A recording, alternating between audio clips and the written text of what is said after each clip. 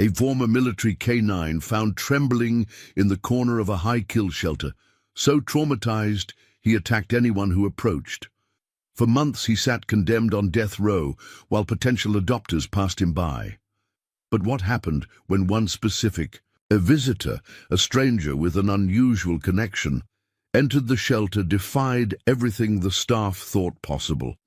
Get ready for a remarkable journey that will forever change how you understand the profound bond between humans and animals who have experienced trauma together. Before we jump back in, tell us where you're tuning in from, and if this story touches you, make sure you're subscribed, because tomorrow I've saved something extra special for you. Evergreen County Animal Services operated well beyond capacity. In the harsh winter of 2023, Director Sofia Martinez surveyed the overcrowded kennels with growing resignation. After 15 years in animal welfare, she recognized the grim pattern. Holiday surrenders, followed by budget cuts, had pushed the rural Washington facility to its breaking point. "We're going to have to make some difficult decisions today," she announced to her small team during their morning meeting. The weight of those words hung heavy in the cramped break room. The county commissioners have made it clear, either we reduce our population by 20% or they'll reduce our funding by 30%. The shelter's veterinarian, Dr. Naveen Patel, adjusted his glasses and studied the list in front of him. "We've exhausted our foster network, and the rescue partners are all operating at capacity themselves." His finger paused on one name. "What about Case 227, the Belgian Malinois in isolation?" Sophia's expression tightened. "Maverick? He's been here almost 4 months, 3 failed assessment attempts. We've spent more resources on him than any other animal, and he's shown 0 improvement." She rubbed her temples, the decision already forming behind her exhausted eyes. "I think we've reached the end of what we can do for him." "Hold off until tomorrow," Dr. Patel requested. "I have a colleague visiting from Seattle, Dr. Abigail Chen from Pacific Northwest Veterans Hospital. She specializes in canine-assisted therapy for PTSD patients. Maybe she'll have some insights we've missed." Sophia nodded reluctantly. "One more day, but I need that isolation kennel for incoming cases." Meanwhile, in the furthest corner of the shelter's separate isolation wing, Maverick pressed his powerful body against the concrete wall, amber eyes fixed on the small window in his kennel door. At approximately 4 years old, the Belgian Malinois possessed the athletic build and intensity characteristic of his breed. But unlike the confident working dogs he resembled, Maverick carried himself with a haunted vigilance that seemed to anticipate threats from every direction. Clipped to his kennel was a sparse history, found wandering near a rural highway 3 counties over, severely underweight with infected wounds along his flanks, and a mysterious tattoo partially visible. Inside his ear, possibly military or police identification that had been deliberately damaged. Most concerning was his behavior. Extreme fear, aggression toward men, unpredictable responses to handling, and a complete inability to trust human contact. "I don't understand it," whispered Kelsey Wright, the shelter's behavioral specialist, as she observed Maverick through the safety glass. A former zookeeper who specialized in rehabilitating traumatized animals, Kelsey had encountered few cases as challenging as this one. His physical wounds healed weeks ago, but psychologically, he's still somewhere else entirely. She had developed a careful routine, approaching his kennel only when necessary, avoiding direct eye contact, speaking in soft, even tones.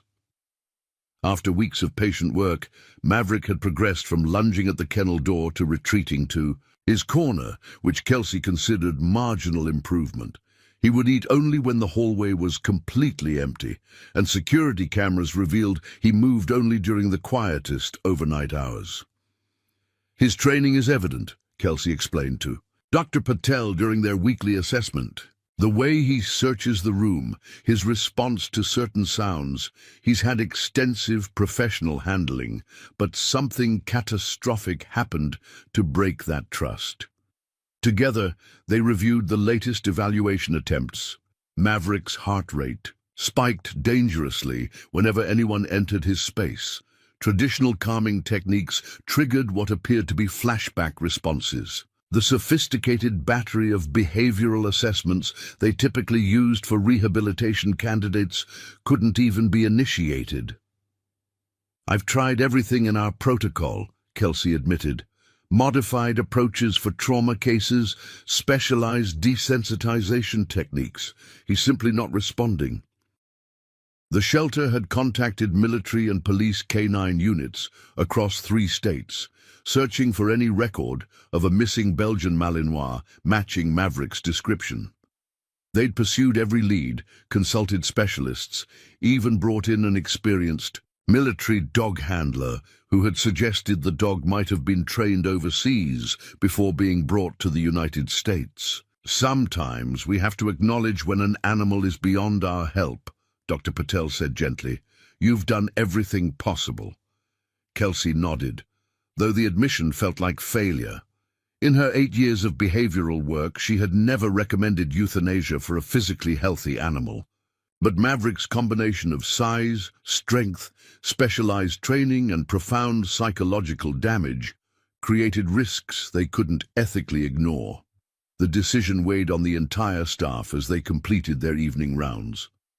Sophia lingered outside Maverick's kennel, watching as he maintained his vigilant position in the corner, muscles tensed as though perpetually bracing for an attack that existed only in his memory. "I'm sorry we couldn't reach you," she whispered. That evening, Dr. Abigail Chen arrived at her hotel 20 miles from the shelter. At 36, she had built her career around the intersection of trauma recovery and human-animal connection, pioneering research on how service dogs could facilitate healing for veterans with complex PTSD. Her visit to Evergreen County had been arranged months earlier. A consultation on developing a small therapy dog program for the local VA outreach clinic. She unpacked her small suitcase methodically, arranging her presentation materials for tomorrow's meeting. The email from Dr. Patel about the troubled Belgian Malinois had arrived just as she was leaving Seattle, and while she had agreed to assess the dog, she had carefully managed expectations. Most military working dogs with severe behavioral issues carried histories too complex for typical shelter resources to address. The following morning brought heavy rain and unseasonably cold temperatures. Abigail arrived at the shelter earlier than scheduled, hoping to observe the dog's behavior before being introduced as an outside expert.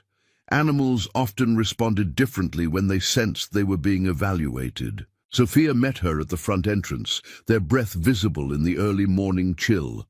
"Thank you for coming, especially on such short notice. I should warn you that we're preparing for a difficult decision. This case has exhausted our resources." "I understand," Abigail replied. Her work with veterans had taught her that acknowledging limitations wasn't failure, but realism. "Tell me what you've observed beyond what was in the email." As they walked toward the isolation wing, Sophia detailed their efforts.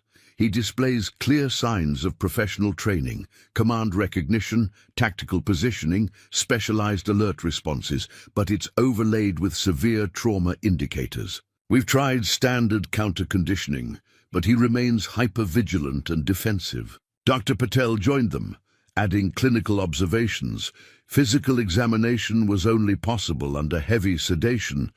We found evidence of previous injuries consistent with combat or police service. Healed fractures, shrapnel scarring along the left flank. The partial tattoo suggests military origin, but it appears to have been deliberately altered." They paused outside the security door leading to Maverick's section. Through the small window, Abigail could see a long corridor with kennels designed for animals requiring separation.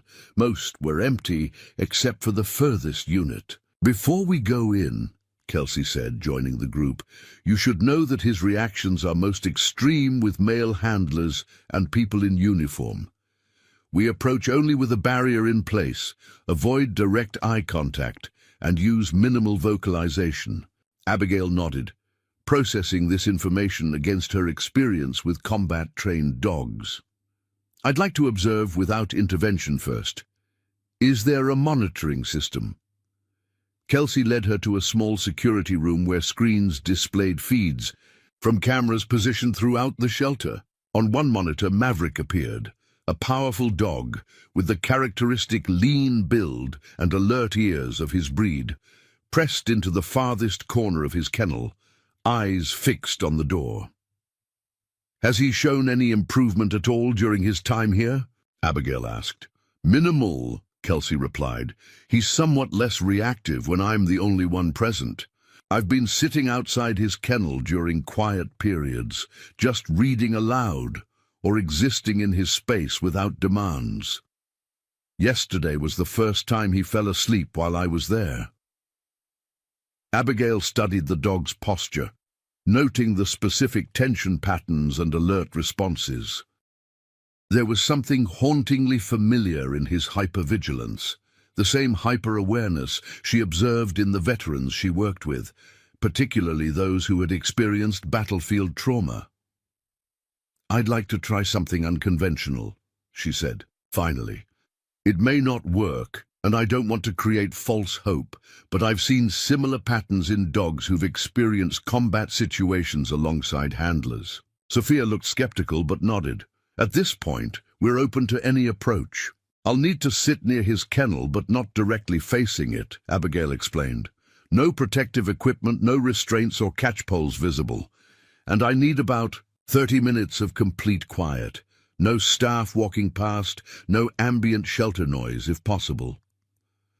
The team exchanged glances, clearly concerned about safety protocols. Dr. Patel spoke first. "We'd typically never allow anyone in an enclosed space, with the dog showing his level of fear aggression." "I understand the risk," Abigail acknowledged, "but traditional approaches have failed, and I believe what he's responding to are triggers we haven't identified. Sometimes the only way forward is to completely change the dynamic." After further discussion and safety planning, they agreed to Abigail's approach with modified precautions. The shelter would temporarily divert activities from the isolation wing, creating the quiet environment she requested. An emergency response team would remain on standby, but out of sight.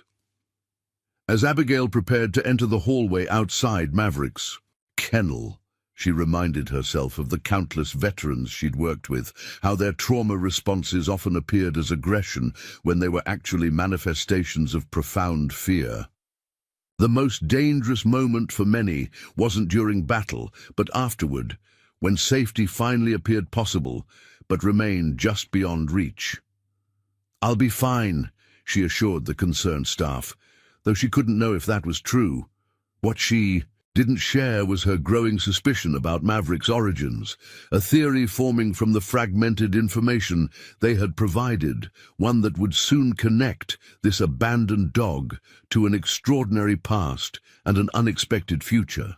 Preparing and narrating this story took us a lot of time, so if you are enjoying it, subscribe to our channel. It means a lot to us. Now back to the story. Abigail Chen entered the isolation corridor with measured steps. The fluorescent lights hummed overhead, casting harsh shadows along the concrete floor. She carried only a paperback book and a small folding stool, deliberately avoiding anything that might appear threatening or clinical. The security door closed behind her with a metallic click that echoed down the hallway. Through the small observation window, she could see Sophia and Dr. Patel watching anxiously. Abigail gave them a reassuring nod before turning her attention to the kennel at the far end.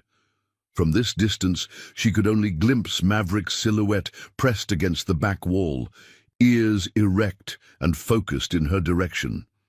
Every line, of his body communicated hypervigilance, a state she recognized from both her canine patients and the veterans she counseled. As she approached, moving unhurriedly along the opposite side of the corridor, she maintained relaxed body language, while avoiding direct eye contact. When she reached a point about 15 feet from his kennel, she set up her small stool against the wall and sat down, angling her body at approximately 45 degrees, close enough for presence, but positioned to avoid appearing confrontational. Then she simply opened her book and began to read aloud. The text wasn't particularly significant, a historical novel she'd been working through during her hotel stays. What mattered was her voice, steady, calm, and pitched in the lower register she'd found effective when working with traumatized animals. She read continuously for 20 minutes without acknowledging Maverick's presence, allowing him to observe her without pressure or expectation. Through her peripheral vision, she monitored his responses. Initially, he maintained his defensive posture, muscles tensed for fight or flight. But as minutes passed, subtle shifts occurred. His ears, while still alert, began to move independently, one tracking her voice, the other monitoring the remainder of the environment. His breathing, initially shallow and rapid, gradually slowed. When she reached the end of a chapter, Abigail closed the book and simply sat in silence, still avoiding direct interaction. Then, following instincts developed through years of working with trauma cases, she began to hum softly, a specific cadence she recognized from military environments. Not a particular song, but the rhythmic pattern used during training drills and deployment routines. The effect was immediate and unmistakable. Maverick's posture shifted, his head tilting slightly, as though processing a familiar pattern. For the briefest moment, his defensive stance softened. Abigail continued the humming for several minutes before slowly standing and gathering her stool. She had pushed the interaction far enough for an initial session. Continuing might overwhelm whatever fragile connection had begun to form. Without looking directly at the kennel, she walked calmly back to the security door, where the shelter staff waited with visible tension. "What happened?" Kelsey asked immediately. "I saw him move, but I couldn't tell if it was aggression or something else." "He recognized something," Abigail replied, her mind racing with implications.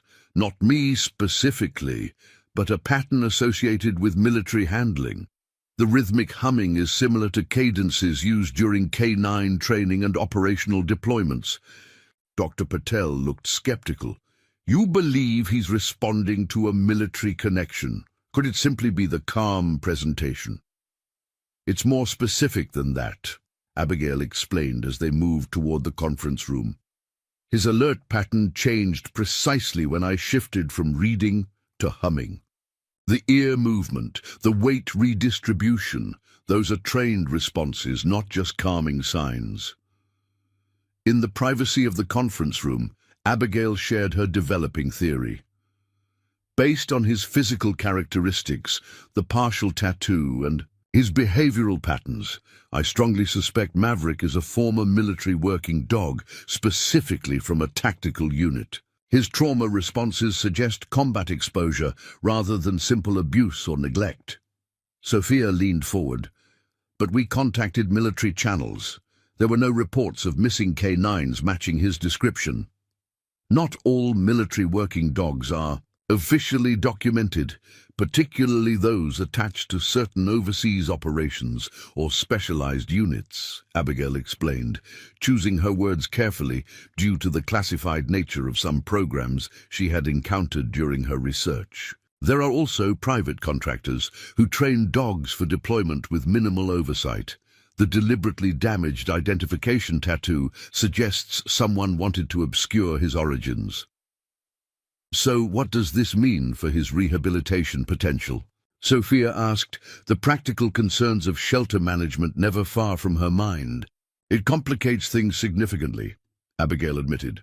"Combat trauma in working dogs creates unique psychological patterns. They're trained for hypervigilance, then experience environments where that vigilance is constantly reinforced through actual threats. When something traumatic happens that disrupts their trust in handlers or operational structure, they're essentially trapped in a permanent state of threat assessment without the framework that made it manageable. And you think you can reach him because of your work with veterans? Dr. Patel asked. I think I might be able to establish initial connection using protocols I've developed for military working dogs with post-deployment integration issues, Abigail clarified. But full rehabilitation would require specialized resources and significant time investment. The unspoken question hung in the air. Was such an investment practical for an overcrowded county shelter with limited funding and immediate space concerns? Kelsey broke the uncomfortable silence. I'd like to try implementing whatever protocols Dr. Chen suggests. We've allocated resources to harder cases before. Sophia's expression remained troubled. We don't have the luxury of indefinite time frames. The isolation kennel is our only appropriate space for several incoming cases next week. What if I took personal responsibility for him? Abigail suggested, surprising herself almost as much as the others. I have 3 days before I need to return to Seattle. If we see meaningful progress in that time, I could potentially transport him to our facility for further assessment. The proposal was unprecedented. Abigail's research program at the Veterans Hospital focused on carefully selected service dogs with stable temperaments, not rehabilitation of traumatized military canines. Yet something about Maverick's specific presentation had triggered both her professional curiosity and a deeper intuition she had learned to trust. After extensive discussion of safety protocols and liability considerations, a compromise was reached. Abigail would work with Maverick intensively over the next 3 days, with Kelsey assisting to learn the specialized techniques. If measurable and progress occurred, they would revisit options for his future. If not, the difficult decision would proceed as planned. That afternoon, Abigail returned to the isolation wing with additional equipment. A small Bluetooth speaker, several pieces of tactical equipment borrowed from the local police departments, K9 unit, and sample clothing items containing scents from the Veterans Hospital where she worked. Each element was carefully selected to test specific aspects of Maverick's training background and potential triggers. Her methodical approach revealed crucial information. Maverick showed recognition of standard military canine equipment, but displayed stress responses to certain tactical vests. He oriented immediately to recorded helicopter sounds, but showed fear reactions to specific explosion noises. Most tellingly, he demonstrated clear familiarity with command structures used by specialized military units, rather than conventional police canine protocols. He's definitely had specialized deployment training, Abigail explained to Kelsey, as they reviewed the day's observations. His responses aren't consistent with standard military police or base security roles. The specific pattern suggests special operations support. How does that help us reach him? Kelsey asked, taking detailed notes for the shelter's records. It narrows down the potential trauma contexts and helps identify safer entry points. For connection, Abigail explained, combat-deployed K9s form intense bonds with their handlers. If something happened to disrupt that bond, handler injury, separation during combat, or a situation where training protocols failed to protect either of them, the psychological impact would be profound. By the end of the first day, Abigail had established what she considered baseline safety parameters, positions and approaches that didn't trigger Maverick's most severe defensive responses. Though still profoundly distrustful, he had shown marginally increased tolerance for her presence compared to other handlers. It's not dramatic improvement, she acknowledged during the evening debrief with the shelter team. But there's definitely recognition of patterns he associates with safety rather than threat. That's essential groundwork. The second day brought incremental progress. Abigail gradually introduced training elements familiar to military working dogs, specific positioning, cues, and environmental scanning exercises that gave Maverick structured ways to assess his surroundings. Though he remained in his defensive position, his attention had shifted from pure vigilance to occasional moments of engaged focus. The most significant moment came late afternoon.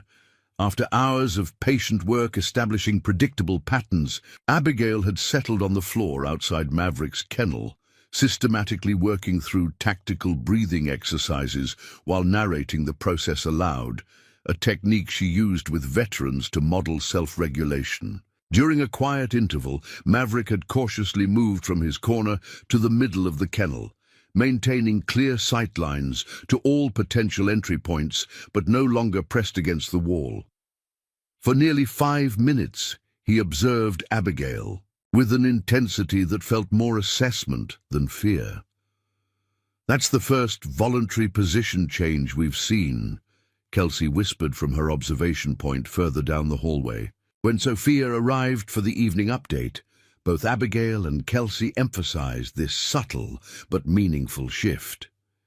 "He's beginning to process his environment rather than simply defending against it," Abigail explained.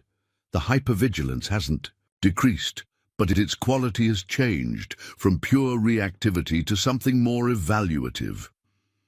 "Is it enough?" Sophia asked directly, her responsibility to the shelter's overall operations framing her perspective. "Not yet," Abigail admitted honestly, "but it suggests capacity for change that wasn't evident before. I'd like to try something more substantive tomorrow." That evening, Abigail contacted colleagues at Joint Base Lewis McChord who specialized in military working dog programs.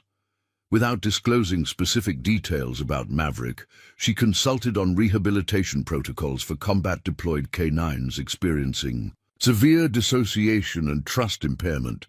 The specialized guidance helped her refine her approach for what she considered their critical final day. When she arrived at the shelter the following morning, Abigail brought different equipment, items that more closely resembled actual deployment gear rather than training tools. Her theory, developed through the night's research and consultation, centered on creating environmental cues that might help Maverick distinguish between past trauma contexts and present safety. "Today we're going to shift from general military associations to more specific operational frameworks," she explained to Kelsey. "It's higher risk because it might trigger stronger responses, but it might also create more meaningful connection." With Kelsey observing from a safe distance, Abigail systematically introduced elements from tactical K9 deployment, specific voice commands, movement patterns, and environmental setups. Maverick's responses fluctuated between heightened alertness and brief moments of what appeared to be recognition. By midday, he was spending more time at the front of his kennel than in his defensive corner, though still maintaining careful distance. The breakthrough moment came unexpectedly. During a short break, when Abigail stepped away, Kelsey observed Maverick performing what appeared to be a self-directed scanning pattern, moving methodically through positions typically used by tactical K9s to clear spaces. Rather than the frantic pacing of anxiety, his movements showed the precision of training, temporarily overriding fear responses. "He's remembering who he was before the trauma," Abigail noted when shown the security footage. "That's incredibly significant." For the afternoon session, Abigail made a calculated decision to introduce one final element, a specialized command phrase used exclusively with tactical deployment dogs to indicate secure conditions. Sitting outside Maverick's kennel, maintaining the non-threatening position she'd established over previous sessions, she spoke the phrase clearly, but without emphasis. The effect was immediate and profound. Maverick's entire demeanor shifted. His ears pivoted forward. His stance widened slightly, and for the first time he made direct eye contact with Abigail without defensive positioning. For several seconds, something like recognition flickered in his expression. Though he quickly returned to a more guarded posture, the momentary connection represented more progress than all previous rehabilitation attempts combined. When the shelter team gathered for their final assessment meeting, Abigail's recommendation was definitive.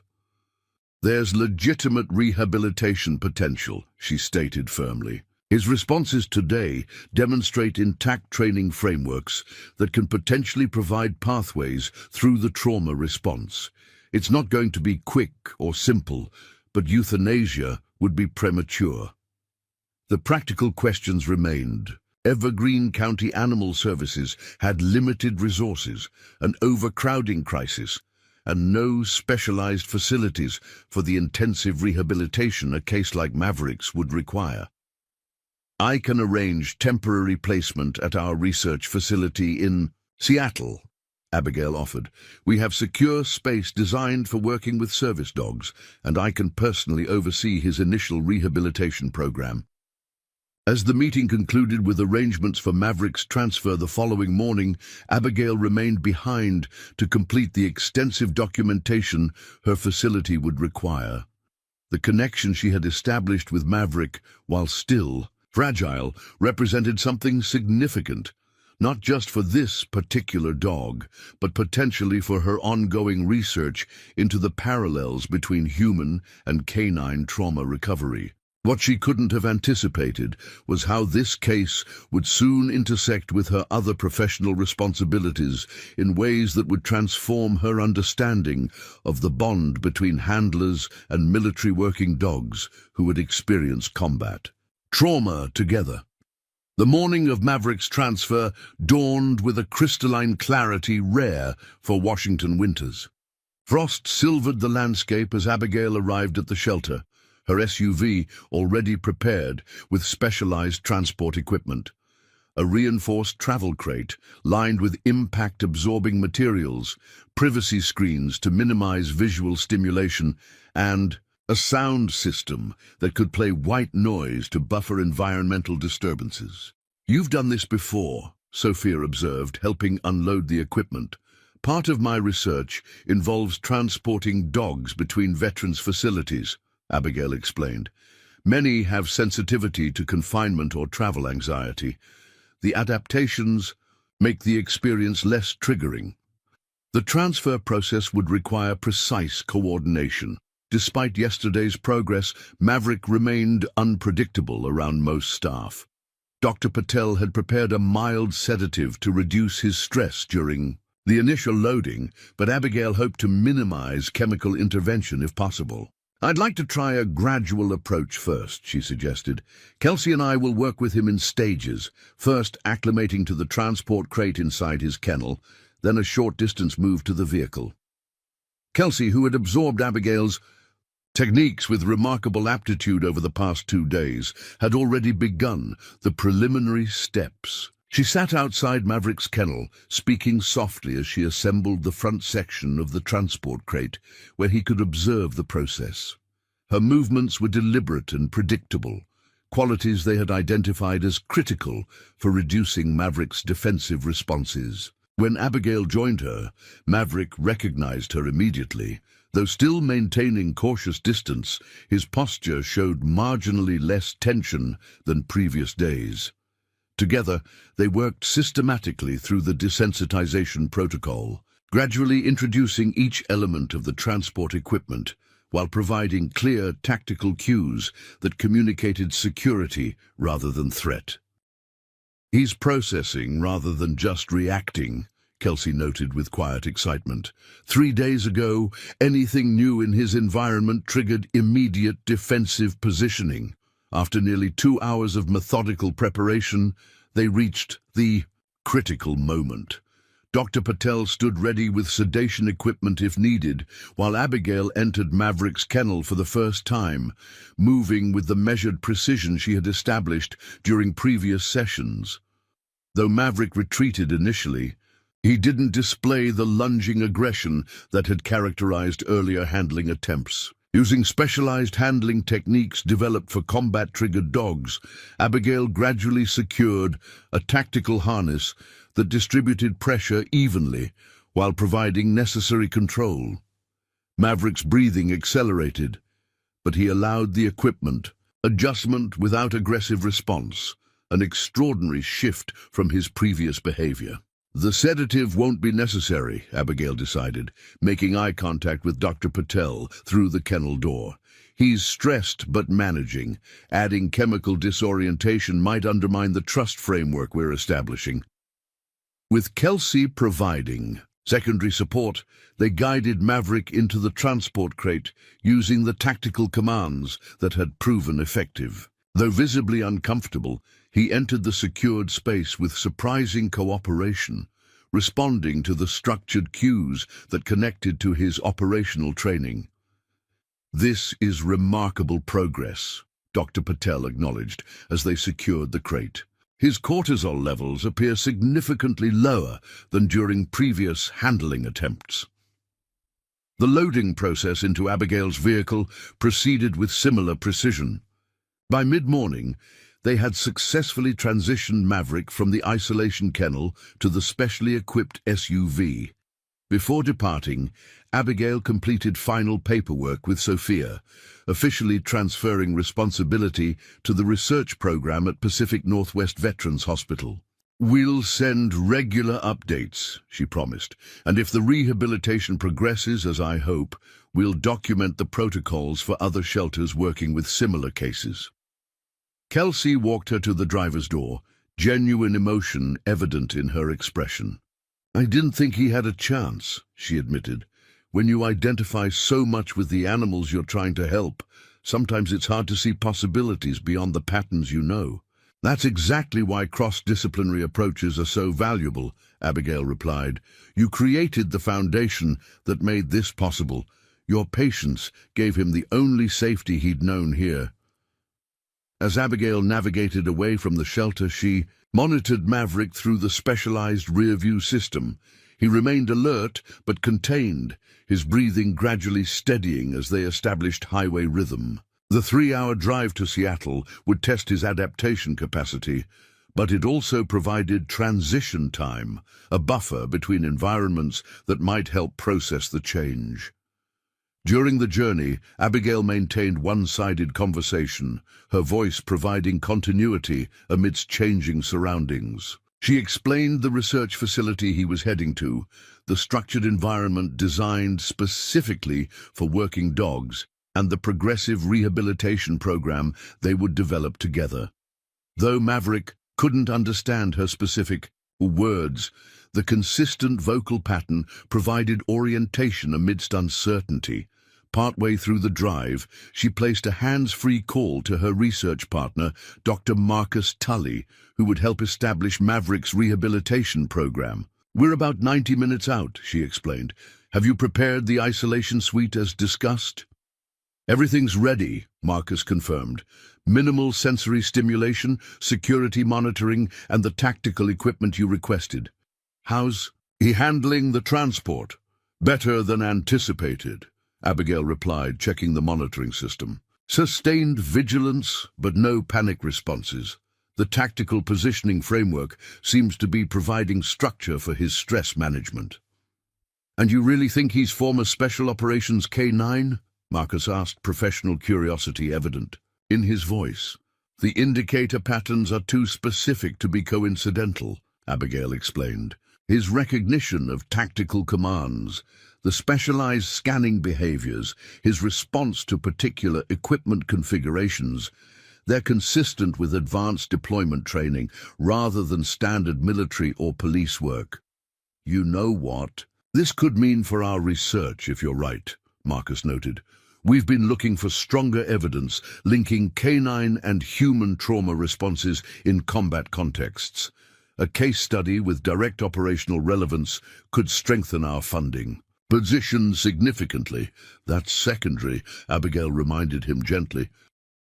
"Our primary responsibility is to his rehabilitation. The research implications only matter if we succeed in helping him recover functional trust capacity."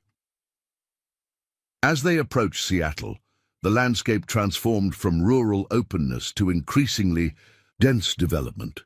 Maverick's alertness intensified with the changing environmental stimuli, prompting Abigail to activate the privacy screens and white noise system. These modifications noticeably reduced his stress indicators, allowing them to navigate the final urban stretch without triggering more severe reactions. Pacific Northwest Veterans Hospital occupied a sprawling campus on the city's eastern edge, with the Canine Research Facility housed in a separate building designed specifically for service dog training and therapy programs. As a specialized unit within the VA system, the program combined treatment services for veterans with research initiatives exploring human-animal connections in trauma recovery.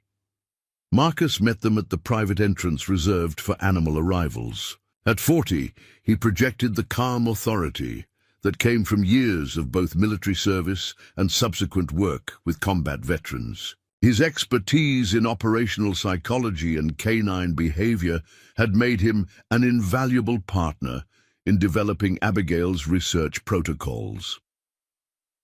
"Transport successful, I see," he observed, maintaining appropriate distance as Abigail prepared for the unloading process. "More than successful, instructive," she replied. His responses during transport highlight specific tactical training patterns that will help us refine the rehabilitation approach. Together, they implemented the carefully planned transition from vehicle to facility. Unlike the shelter's basic isolation unit, the research building featured specialized spaces designed for dogs with various behavioral and psychological needs. Maverick would initially occupy a suite specifically configured for hypervigilant animals, a space with controlled sight lines, predictable sound management, and security features that would contain potential aggressive responses without creating the sensation of confinement. The transfer proceeded with methodical precision, culminating with Maverick safely installed in his new environment. Though still demonstrating significant stress responses, he showed continued receptivity to the tactical commands that connected to his operational training. By early afternoon, he had begun preliminary exploration of the space, demonstrating selective environmental scanning rather than pure defensive positioning. "Fascinating behavioral pattern," Marcus noted as they observed through the monitoring system. "The precision in his movement sequences definitely suggests specialized tactical training. Have you had any luck tracking his identification information?" "The partial tattoo provides limited data points," Abigail explained, showing him the magnified photographs from the shelter's intake documentation. "The first sequence matches military working dog identification protocols, but the remaining characters were deliberately obscured. I've submitted an inquiry through DoD channels, but without complete identification, it's unlikely to yield immediate results." As they established Maverick's initial care protocol, Abigail's phone rang, the shelter's number appearing on the screen. "Dr. Chen, it's Kelsey. Something important has come up regarding Maverick." The behavioral specialist explained that shortly after Abigail's departure, a staff member had discovered additional paperwork that had been misfiled during Maverick's intake. Among the documents was a faded identification card that had been found with him, too damaged to read clearly, but potentially containing information about his origins. "I've sent photographs to your email," Kelsey continued. "There's a name partially visible and what might be a military unit designation. Dr. Patel thought it might help with your records." Abigail thanked her and immediately checked the incoming images. The water-damaged ID card revealed fragmentary information, a partial name that appeared to read Ha-Sun, and what looked like specialized unit insignia, though too degraded for definitive identification. "This might give us something to work with," she told Marcus, forwarding the images to their research assistant for enhancement. "If we can identify the unit designation, we might be able to trace potential handlers, or at least narrow down his deployment history." The remainder of the day focused on establishing Maverick's baseline behavioral patterns in the new environment. Abigail and Marcus observed his responses to various stimuli, documented his scanning and alert behaviors, and began constructing a preliminary rehabilitation timeline. Though still profoundly affected by his trauma, Maverick demonstrated incremental adaptation to the structured setting, particularly responding to elements that mirrored operational environments he would have encountered during his service. We should integrate tactical familiarity with graduated exposure protocols, Marcus suggested as they developed the treatment plan. Utilize his operational training as a framework for rebuilding trust capacity. Exactly, Abigail agreed. Military working dogs, especially those with specialized tactical training, operate within highly structured frameworks. That structure becomes part of their psychological security. By re-establishing those patterns in a controlled environment, we can potentially create pathways through the trauma response.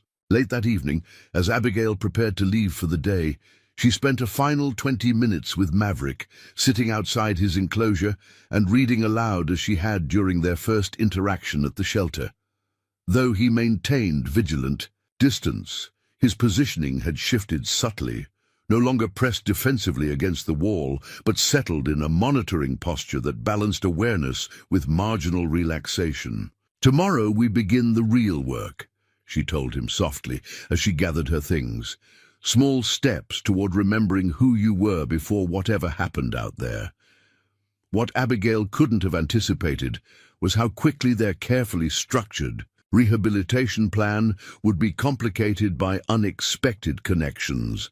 The damaged identification card would soon lead them toward information that would transform their understanding of Maverick's past and potentially provide the key to his recovery, in ways none of them had imagined possible.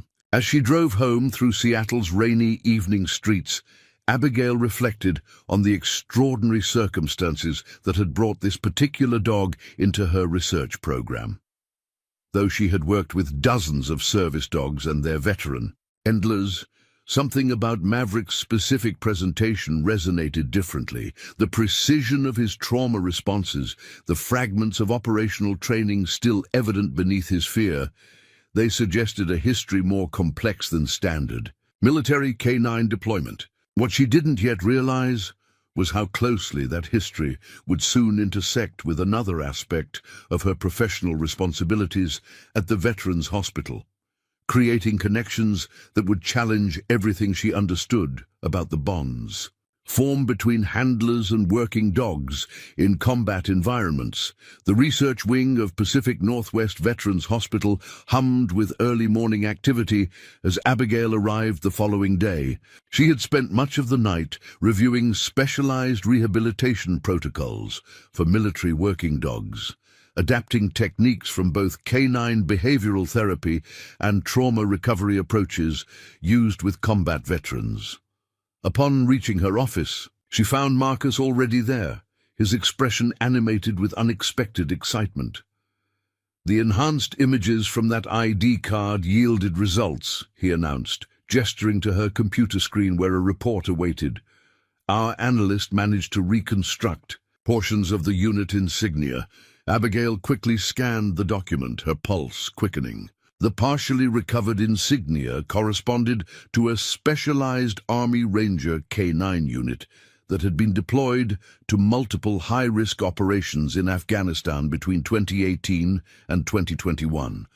Though many details remained classified, the identification narrowed. Maverick's background significantly and provided concrete operational context for his training patterns. "This confirms our assessment of his specialized tactical background," she noted, scrolling through the unit's general mission parameters: counter-terrorism operations, high-value target acquisition, and specialized reconnaissance. The precision in his scanning behaviors, his response to specific command structures, they align perfectly with this operational profile. "There's more," Marcus continued. "I contacted a former colleague at Walter Reed who specializes in rehabilitating Military working dogs. The partial name from the ID card, Ha-Sun, she believes it might be Harrison. Apparently, there was a Sergeant David Harrison attached to Ranger K9 operations during that time frame. Abigail leaned forward, new possibilities crystallizing. Have you been able to locate him? If we could consult with Maverick's former handler, it would provide invaluable insight into his specific training protocols and potential trauma triggers. Marcus's expression shifted, tempering her optimism. That's where things get complicated. According to my contact, Sergeant Harrison was severely injured during an operation in Kandahar province approximately 8 months ago. IED explosion during a compound clearance mission. He was medevaced to Germany, then transferred stateside for extended rehabilitation. And Maverick? Abigail asked, the timeline beginning to align with the dog's physical condition when found. That's what's strange. According to official records, the K9 deployed with Harrison was killed in the same explosion. Marcus handed her a printout of the partially redacted mission report, listed as KIA alongside 2 other service members, yet the timing, the physical characteristics, and now this unit connection suggest Maverick somehow survived and ended up abandoned in Washington state, Abigail finished, the implications sending her mind racing through possibilities. Is Harrison still in the VA system? Could we locate him? Already working on it, Marcus confirmed. If he's receiving ongoing treatment, he'd be in the national database. Given the severity described in the report, he'd likely still be under care, possibly right here in the Northwest region. The potential connection between Maverick and a wounded handler transformed their approach entirely. What had begun as a generalized rehabilitation case now carried specific therapeutic implications, not just for the traumatized working dog, but potentially for his injured handler as well. We need to proceed carefully, Abigail cautioned. If Harrison believes his K9 partner died in the explosion that injured him, learning otherwise could be psychologically significant, potentially beneficial, but also potentially destabilizing depending on his recovery status. They agreed to pursue 2 parallel approaches. Continue Maverick's rehabilitation program while discreetly investigating whether Sergeant Harrison was indeed receiving treatment within their VA network. The coincidence seemed almost too perfect. Yet Abigail had witnessed enough extraordinary reconnections through her work to recognize the possibility. After their strategy session, Abigail proceeded to Maverick's suite for their first formal assessment in the new environment. The specialized space allowed for more comprehensive evaluation than had been possible at the shelter, including controlled introduction of operational equipment, tactical command sequences, and environmental elements similar to deployment settings. Observing through the monitoring system, she noted significant changes in Maverick's baseline behavior. Though still hypervigilant, his movement patterns had become more deliberate overnight.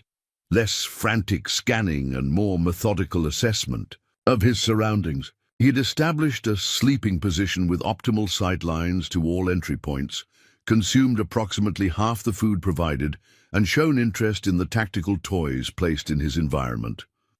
When Abigail entered the observation area adjacent to his suite, Maverick recognized her immediately.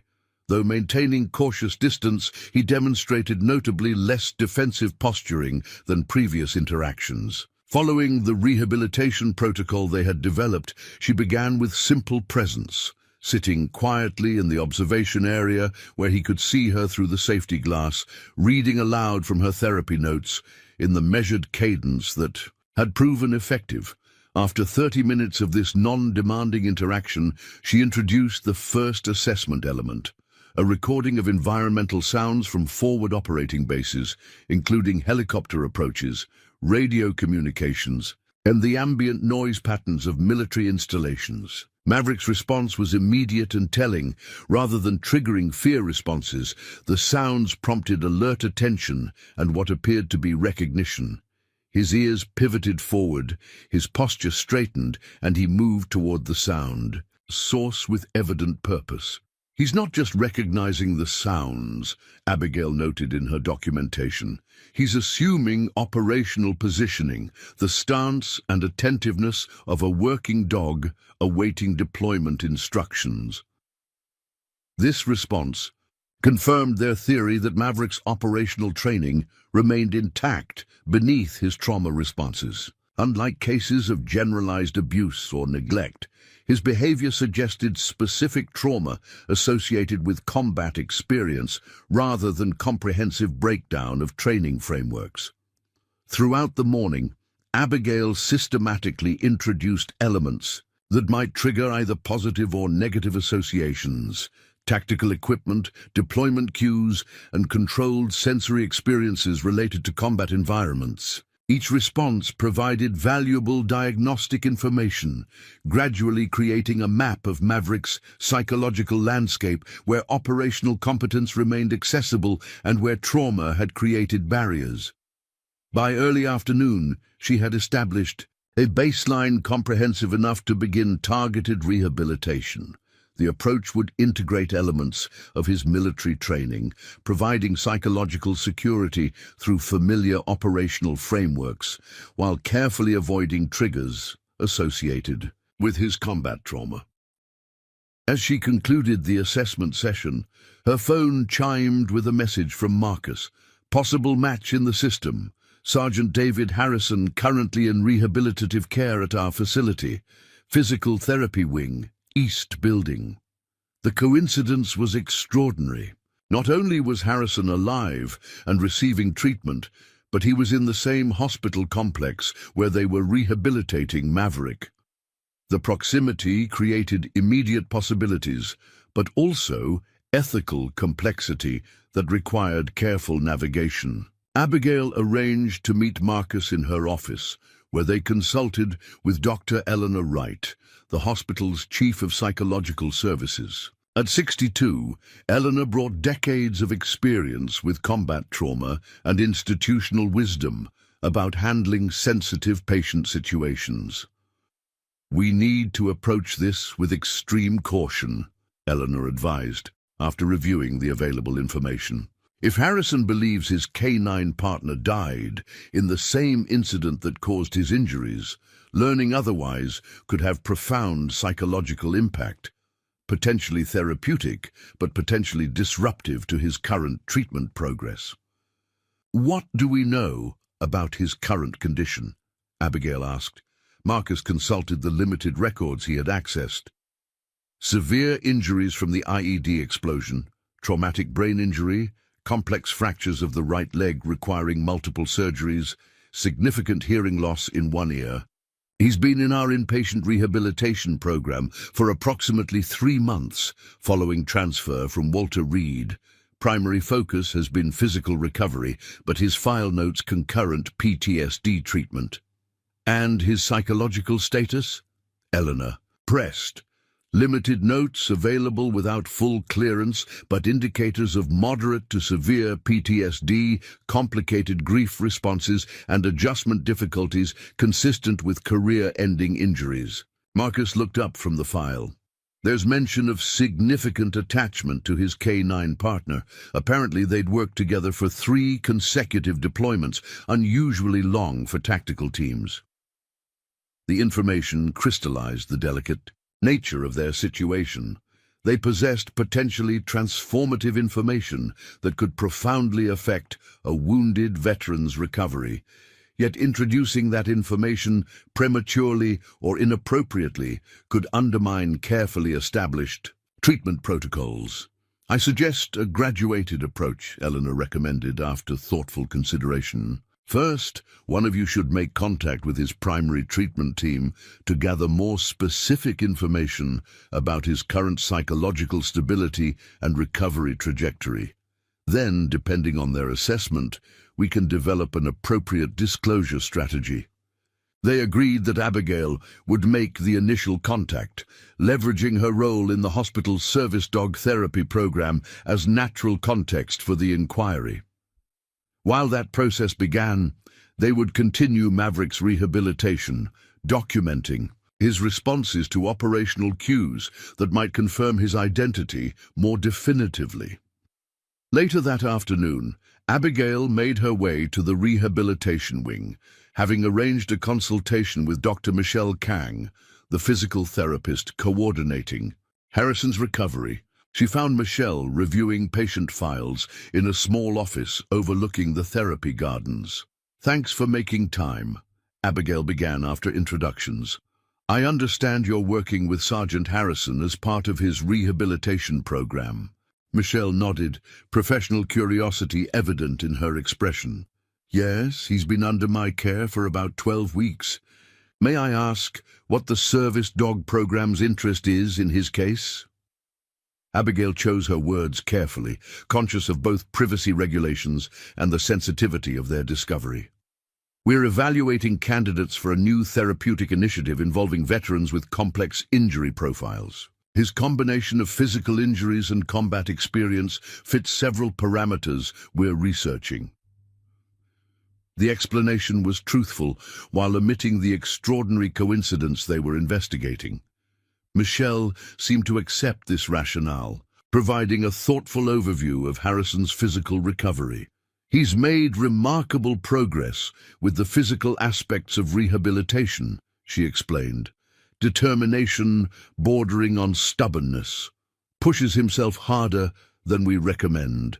The TBI symptoms have improved significantly, and he's regained approximately 70% function in the injured leg, exceeding initial projections." "And psychologically?" Abigail probed gently. Michelle's expression grew more reserved. "That's more complicated. He participates in mandated PTSD treatment, but remains." She searched for the appropriate term. "Emotionally contained, engages technically with the therapy, but maintains significant emotional barriers. The loss of his military career has been difficult to process, but there seems to be something deeper. Grief he hasn't fully addressed." "His unit experienced casualties," Abigail noted, referencing the information they had gathered. "Yes, but his therapist believes his most significant unresolved grief relates to his K9 partner." Michelle checked her notes. Apparently they had an unusually close working bond. The dog was killed in the same explosion that injured him. He hasn't been willing to discuss it beyond basic acknowledgement. The confirmation strengthened their theory significantly. Abigail concluded the conversation by asking if Harrison might be a suitable candidate for their service dog therapy program, establishing natural context for future contact. "Actually, he's consistently declined participation in animal-assisted therapy," Michelle revealed. "The suggestion has been made several times during his treatment here. He's been adamant about not working with dogs in any capacity." The resistance added another layer of complexity to their situation. If Harrison was actively avoiding canine interaction due to unresolved grief over his partner, introducing Maverick would require extraordinary sensitivity, if appropriate at all. As Abigail left the rehabilitation wing, her mind raced with both possibilities and concerns. The evidence increasingly suggested that Maverick was indeed Harrison's presumed dead partner, somehow separated and misidentified after the explosion that had injured his handler. Yet the path toward reunification, if even possible, would need to navigate significant psychological territory for both the wounded veteran and the traumatized dog. Back in her office, she updated Marcus and Eleanor on her findings. Together, they developed a measured approach. Continue Maverick's rehabilitation while gathering more comprehensive information about both his specific operational history and Harrison's psychological readiness for potential disclosure. "We're walking a delicate line between potential therapeutic breakthrough and psychological disruption," Eleanor cautioned. "Both Maverick and Harrison have experienced severe trauma. Reconnection could accelerate healing for both, or it could re-traumatize either or both of them, if not handled with extraordinary care. What none of them could have anticipated was how quickly their carefully constructed plan would be tested by unexpected circumstances, and how the innate connection between handler and working dog would ultimately transcend the barriers created by trauma, separation, and the institutional structures attempting to manage their reunion. 2 weeks into Maverick's rehabilitation program, Abigail recorded promising progress in her assessment notes. The Belgian Malinois had begun responding consistently to basic tactical commands, maintained regulated stress levels during structured interaction sessions, and demonstrated increased environmental comfort within his specialized suite. Though still exhibiting hypervigilance, the quality had shifted from disorganized reactivity to more purposeful awareness, a significant distinction in trauma recovery. His operational framework is re-emerging, she explained during the morning briefing with Marcus and their research assistant Vivian Park. We're seeing longer periods where training overrides trauma response, particularly when engaged in structured activities that mirror his service patterns. The team had expanded their rehabilitation approach based on insights gained from Maverick's responses to various stimuli. They had created a progressive protocol that incorporated elements of his military training, scent discrimination exercises, tactical movement sequences, and modified detection patterns, all conducted within carefully controlled parameters designed to build confidence without triggering trauma responses. The most significant indicator is his sleep pattern normalization, Marcus noted, reviewing the overnight monitoring data. 4 consecutive nights with REM cycles approaching healthy duration, minimal startle responses, and consistent rest. Positioning.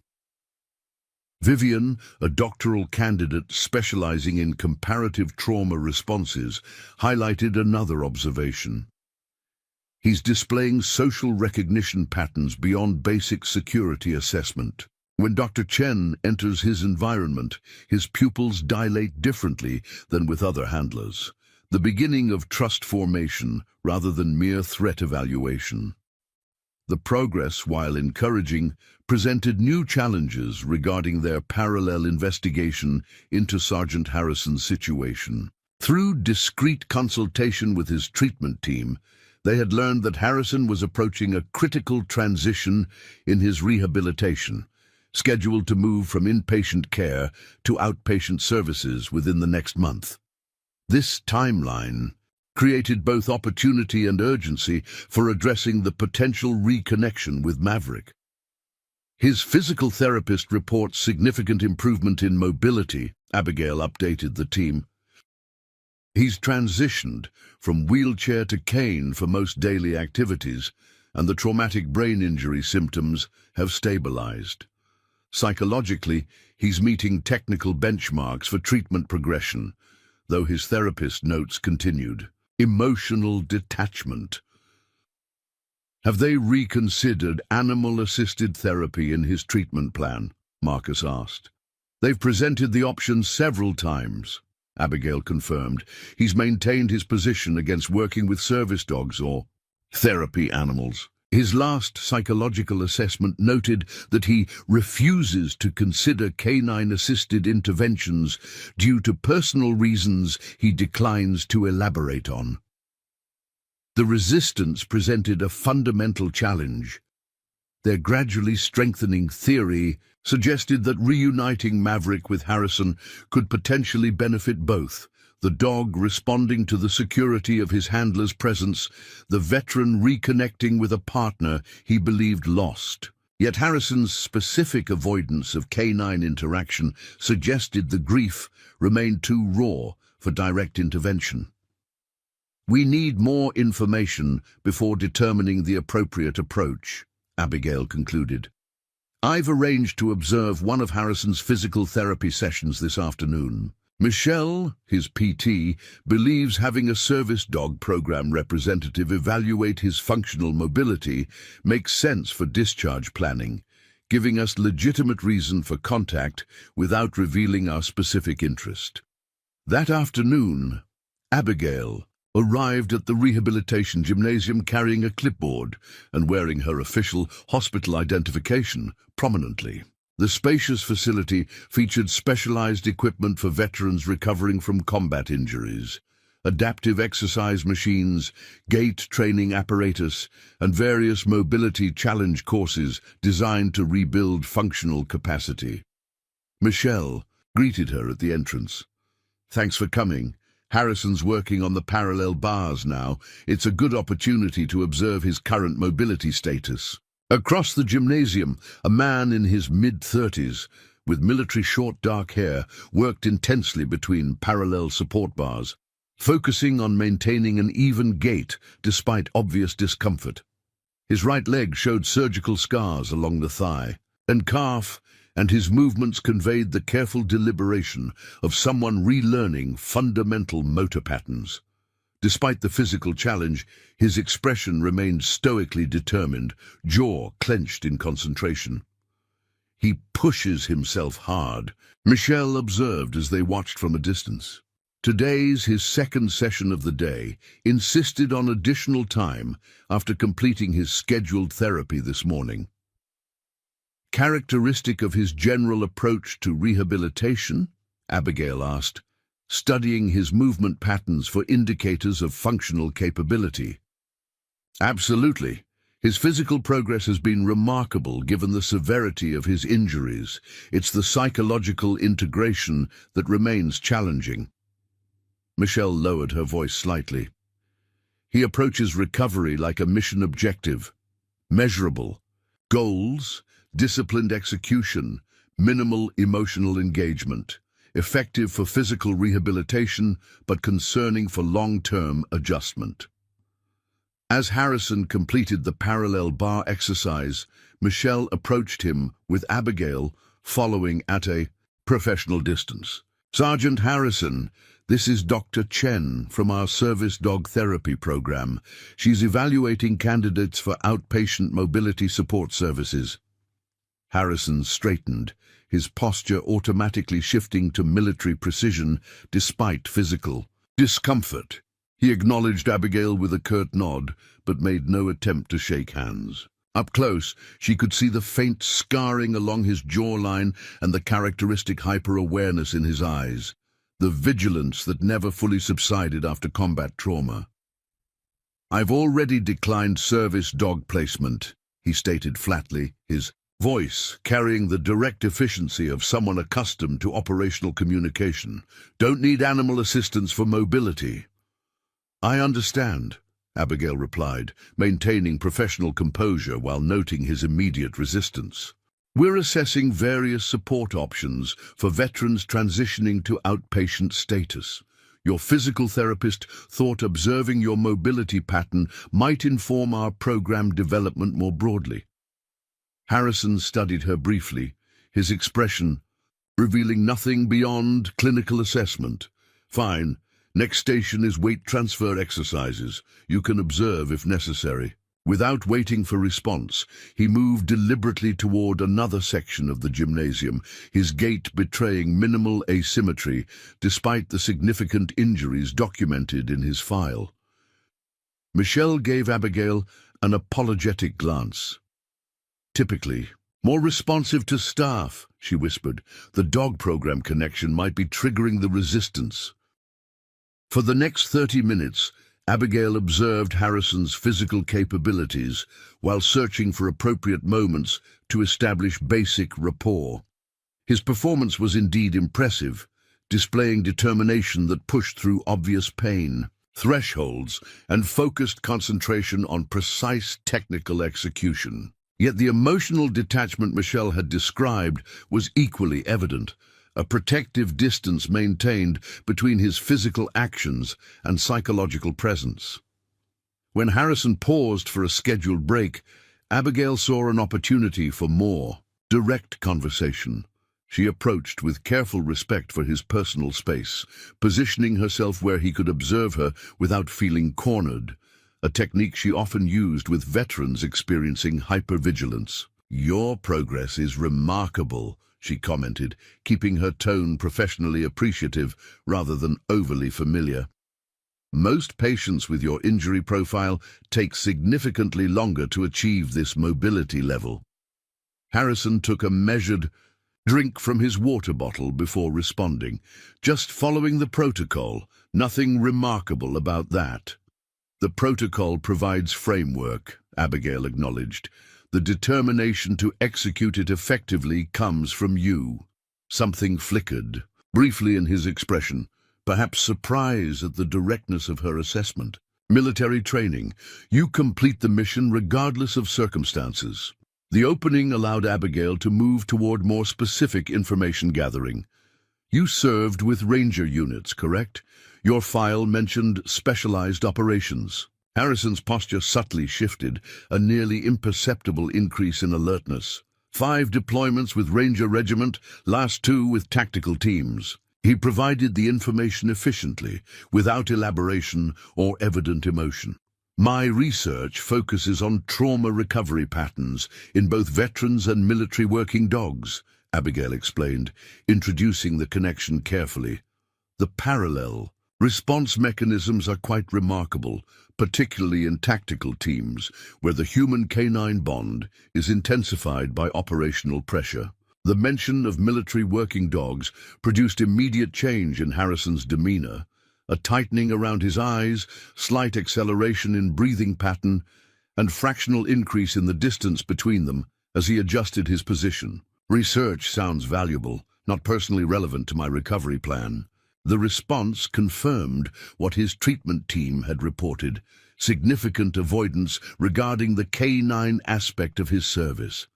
Rather than press further, Abigail respected the boundary while noting the intensity of his reaction. "Of course, I appreciate you allowing the observation today. It will help inform our program parameters." As she prepared to conclude the interaction, Harrison surprised her with an unexpected question. "Your research, does it address failed operational outcomes?" The query opened a critical window. "It examines various operational scenarios, including those where established protocols didn't prevent harm," she replied carefully. "The trauma signatures from those situations often present distinctive patterns in both humans and canines." Harrison nodded once, a barely perceptible acknowledgement. "Might be worth discussing. Professional context only." He reached for his phone, signaling the end of their conversation. "Continuing exercises now."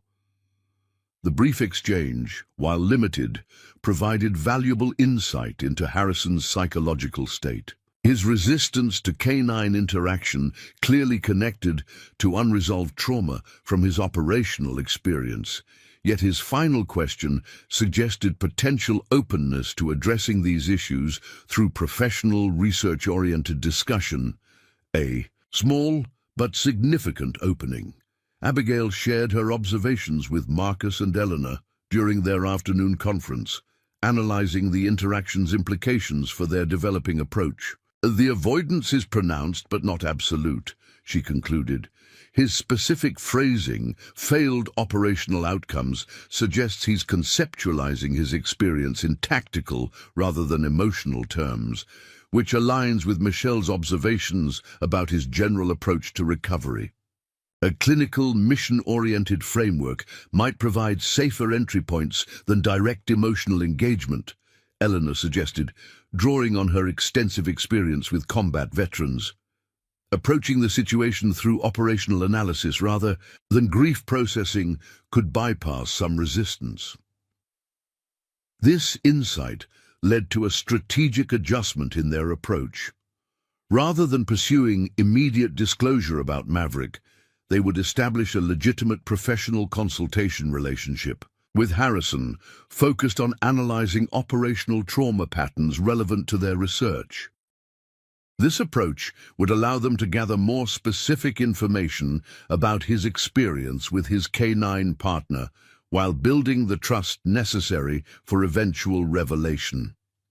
"We should proceed carefully with Maverick's rehabilitation in parallel," Marcus advised.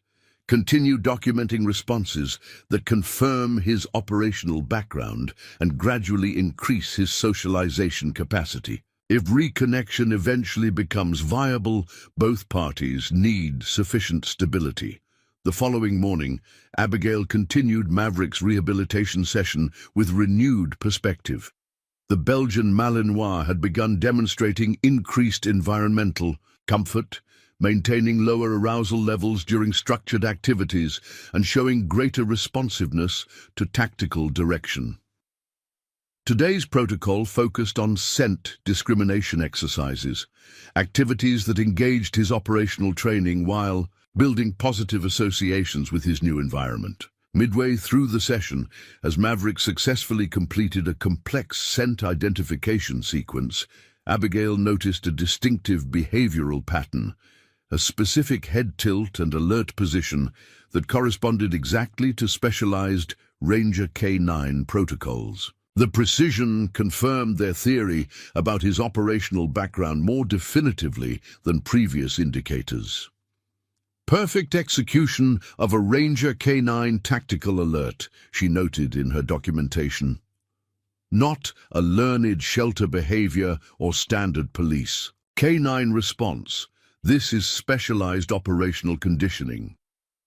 The confirmation strengthened their case for potentially reuniting handler and working dog, yet the path forward remained complex. Harrison's resistance to K9 interaction presented a fundamental challenge, while Maverick's continued trauma responses required careful management. Neither was ready for direct reconnection without substantial preparatory work. As Abigail concluded Maverick's session, her phone chimed with an unexpected message from Michelle. Harrison asking about your research. Requested professional consultation regarding operational trauma patterns in K9 teams. Significant development considering previous resistance. Available tomorrow, if interested. The request represented a breakthrough, Harrison initiating contact, related to the very subject he had previously avoided. The development suggested his brief interaction with Abigail had activated reconsideration of his established avoidance patterns, opening potential pathways that had previously seemed closed. What none of them realized was how quickly these parallel tracks would converge, or how an unplanned circumstance would soon accelerate their carefully constructed timeline in ways none of them could have anticipated. The following morning brought unseasonable sunshine to Seattle, casting the hospital campus in warm light that contrasted with the typical February gloom.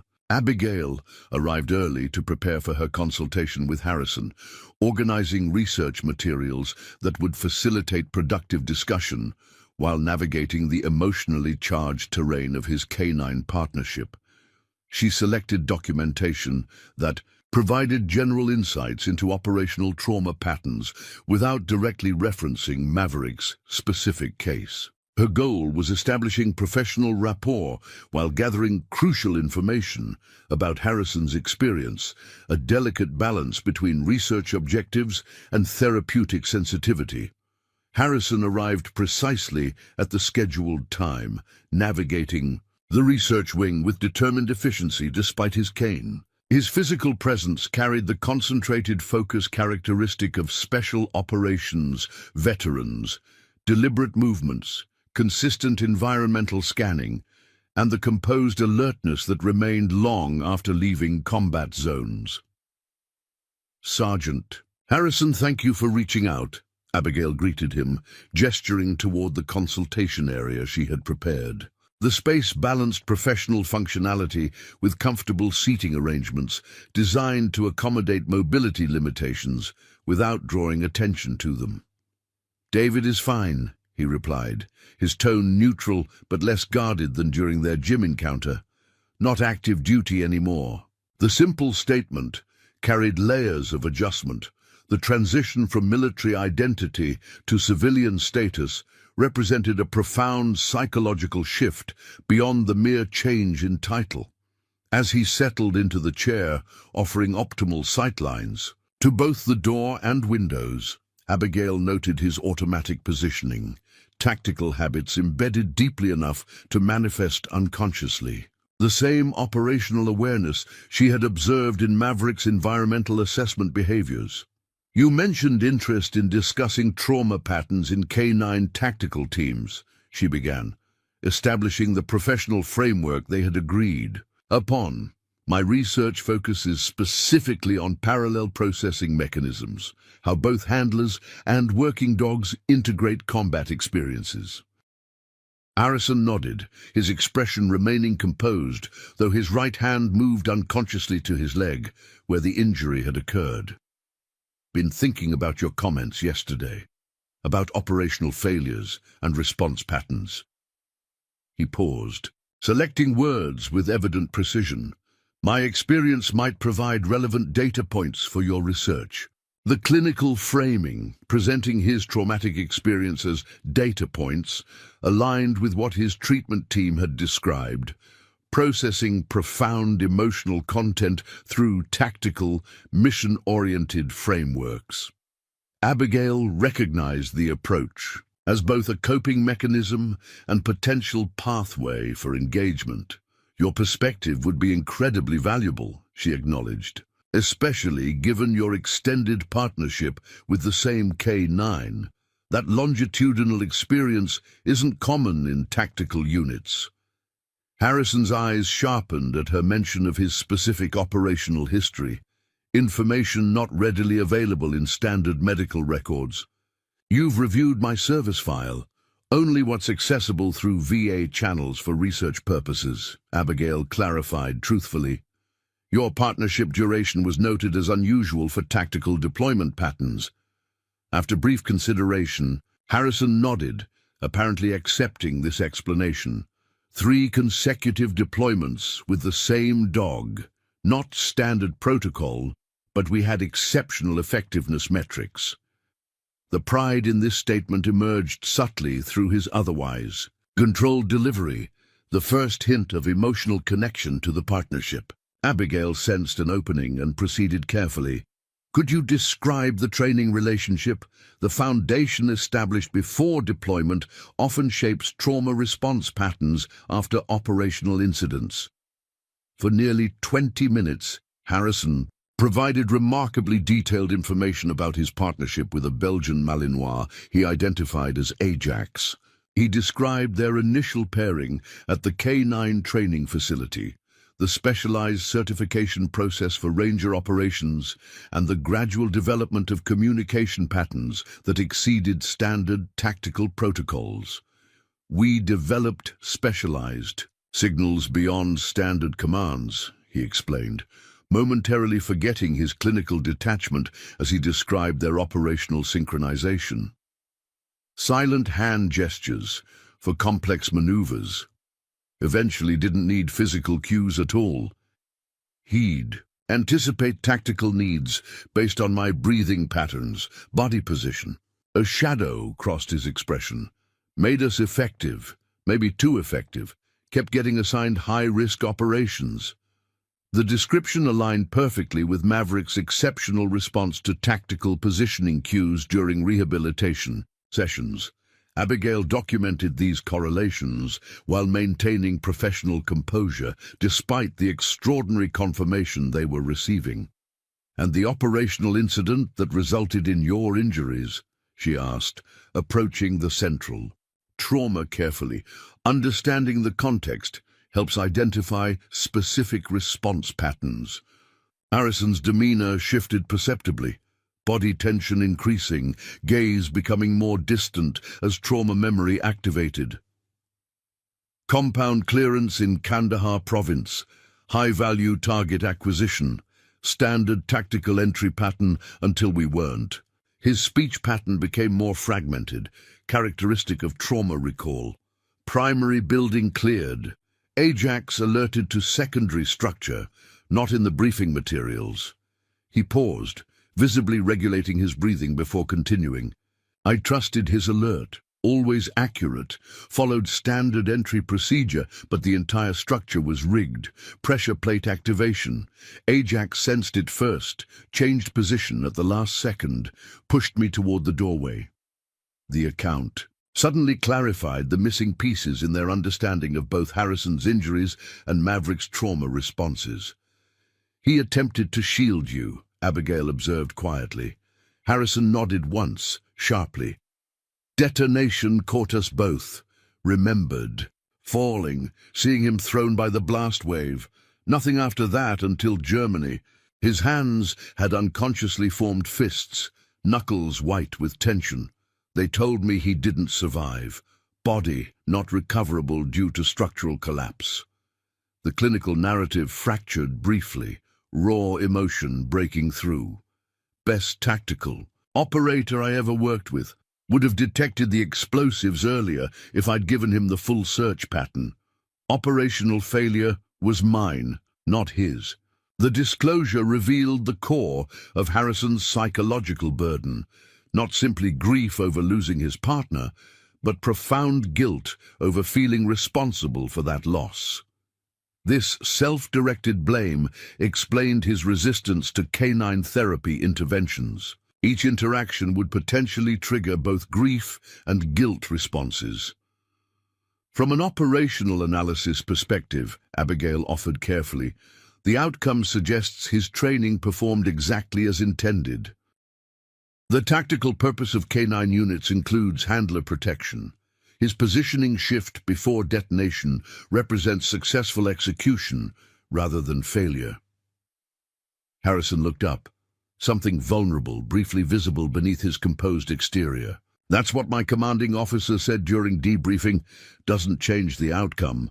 He shifted in his chair, clearly uncomfortable with the emotional territory they had entered. "You mentioned research on parallel trauma processing. What patterns have you observed in handlers who lose their canine partners?" The question created a critical junction point. Abigail could provide general research observations or navigate toward the specific information about Maverick. After careful consideration, she chose an intermediate approach, sharing authenticated research while establishing foundation for eventual disclosure. "We've documented distinctive patterns in handlers who experience combat separation from their working dogs," she explained. "Unlike other combat losses, the handler-canine bond combines operational dependency with profound emotional connection. The uncertainty factor, not witnessing the actual outcome, often complicates grief processing." Harrison listened with unexpected attentiveness as she outlined research findings on delayed grief resolution, operational guilt responses, and the therapeutic pathways that had proven effective in similar cases. His engagement suggested the professional framing created safety for exploring emotionally charged content he had previously avoided. After she concluded her research overview, Harrison posed an unexpected question. "Your facility works with former military canines for service placement, correct?" "Among other programs, yes," Abigail confirmed, alert to the potential opening this represented. "We rehabilitate suitable candidates for civilian service roles and veteran support placements." Harrison nodded thoughtfully. "The tactical dogs, they can adapt to civilian contexts, even after multiple deployments? With appropriate transition support, many demonstrate remarkable adaptability," she replied, sensing the deeper question beneath his inquiry. "Their operational training provides structured framework for developing new skills, though trauma responses require specialized rehabilitation approaches." After a moment's hesitation, Harrison made an unexpected request. "Would it be possible to observe your facility's training protocols, professional interest in operational transition methodologies?" The clinical language barely masked what appeared to be tentative reconsideration of his position on canine interaction. This request presented both opportunity and complexity. The rehabilitation wing where Maverick was housed contained multiple former military working dogs in various stages of service training. Arranging observation that avoided premature encounter with Maverick would require careful coordination. "We could certainly arrange a structured observation session," Abigail responded, recognizing the significant step this represented in Harrison's psychological process. "Our training facility operates separate from the rehabilitation wing, focusing on canines already cleared for service preparation." They scheduled an observation session for the following week, providing sufficient time to ensure appropriate arrangements. As Harrison prepared to leave, Abigail noticed subtle shifts in his demeanor, slightly reduced tension in his shoulders, more fluid movement patterns despite his physical limitations. Even this careful engagement with his canine experience appeared to have initiated some integration process. "Thank you for sharing your operational insights," she said as he rose to leave. "Your experience provides valuable context for our research parameters." Harrison acknowledged this with a nod, then added something unexpected. "Been having recurring dreams since injury. Always the same sequence. Ajax detecting something I missed, trying to communicate it." He paused, seeming surprised by his own disclosure. "Psychological staff says it's standard trauma processing, unresolved operational questions. Dreams often represent the mind's attempt to complete interrupted." "No processing?" Abigail offered, recognizing the significance of this spontaneous sharing, particularly with abrupt separations where normal operational debriefing wasn't possible. After Harrison departed, Abigail immediately contacted Marcus and Eleanor to discuss this significant development. The consultation had provided critical confirmation. The dog they knew as Maverick was almost certainly Ajax, Harrison's presumed dead partner. The operational details, specialized training patterns, and specific injury context aligned too perfectly for coincidence. "The blast separation explains both their trauma presentations," Marcus observed as they reviewed Abigail's notes. "Harrison believes Ajax died protecting him, while Ajax, Maverick, experienced the traumatic separation without resolution, both carrying mirrored psychological wounds from the same incident. The guilt component is particularly significant," Eleanor added. "Harrison's avoidance of canine interaction clearly connects to unresolved guilt over what he perceives as his responsibility for Ajax's death. Learning his partner actually survived would fundamentally transform that psychological burden." The team now faced their most significant decision, determining when and how to disclose Maverick's identity to Harrison. The potential therapeutic benefit seemed increasingly clear for both handler and dog, yet the psychological impact of such revelation required careful management. His request to observe the training facility creates natural context for graduated exposure, Abigail suggested. "We could structure a sequence that builds familiarity with our programs before any direct introduction." They developed a measured approach. Continue Maverick's rehabilitation with increased focus on handler recognition exercises while preparing Harrison through structured observation of the service dog program. This parallel preparation would establish foundation for eventual reconnection if both demonstrated sufficient readiness. The following morning, Abigail adjusted Maverick's rehabilitation protocol to incorporate elements that might strengthen his potential recognition capacity. While maintaining the structured framework that had produced progress, she integrated specific tactical commands and movement patterns Harrison had described during their consultation, the specialized silent signals they had developed during deployment. Maverick's response exceeded expectations. When Abigail demonstrated a particular hand gesture Harrison had described, a modified directional signal used during their sensitive site exploitation missions, Maverick's attention locked completely, his body language transforming from general alertness to focused operational readiness. definitive recognition response. She documented, recording the interaction. Not simply generalizing tactical training, but identifying specific operator signals. The confirmations strengthened their developing approach.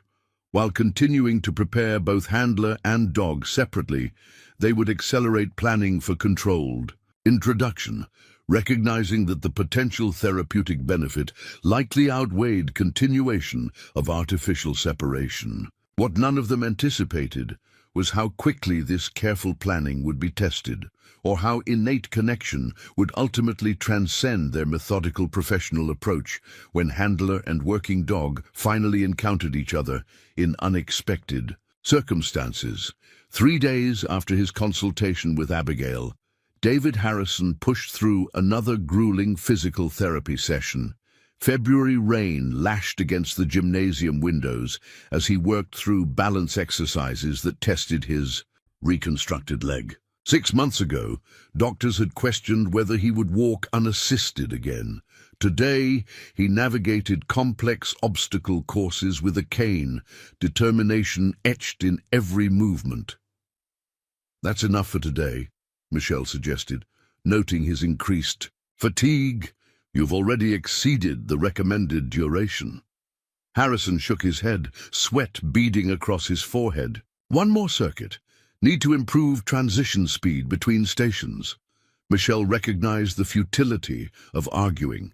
His rehabilitation approach mirrored his military mindset.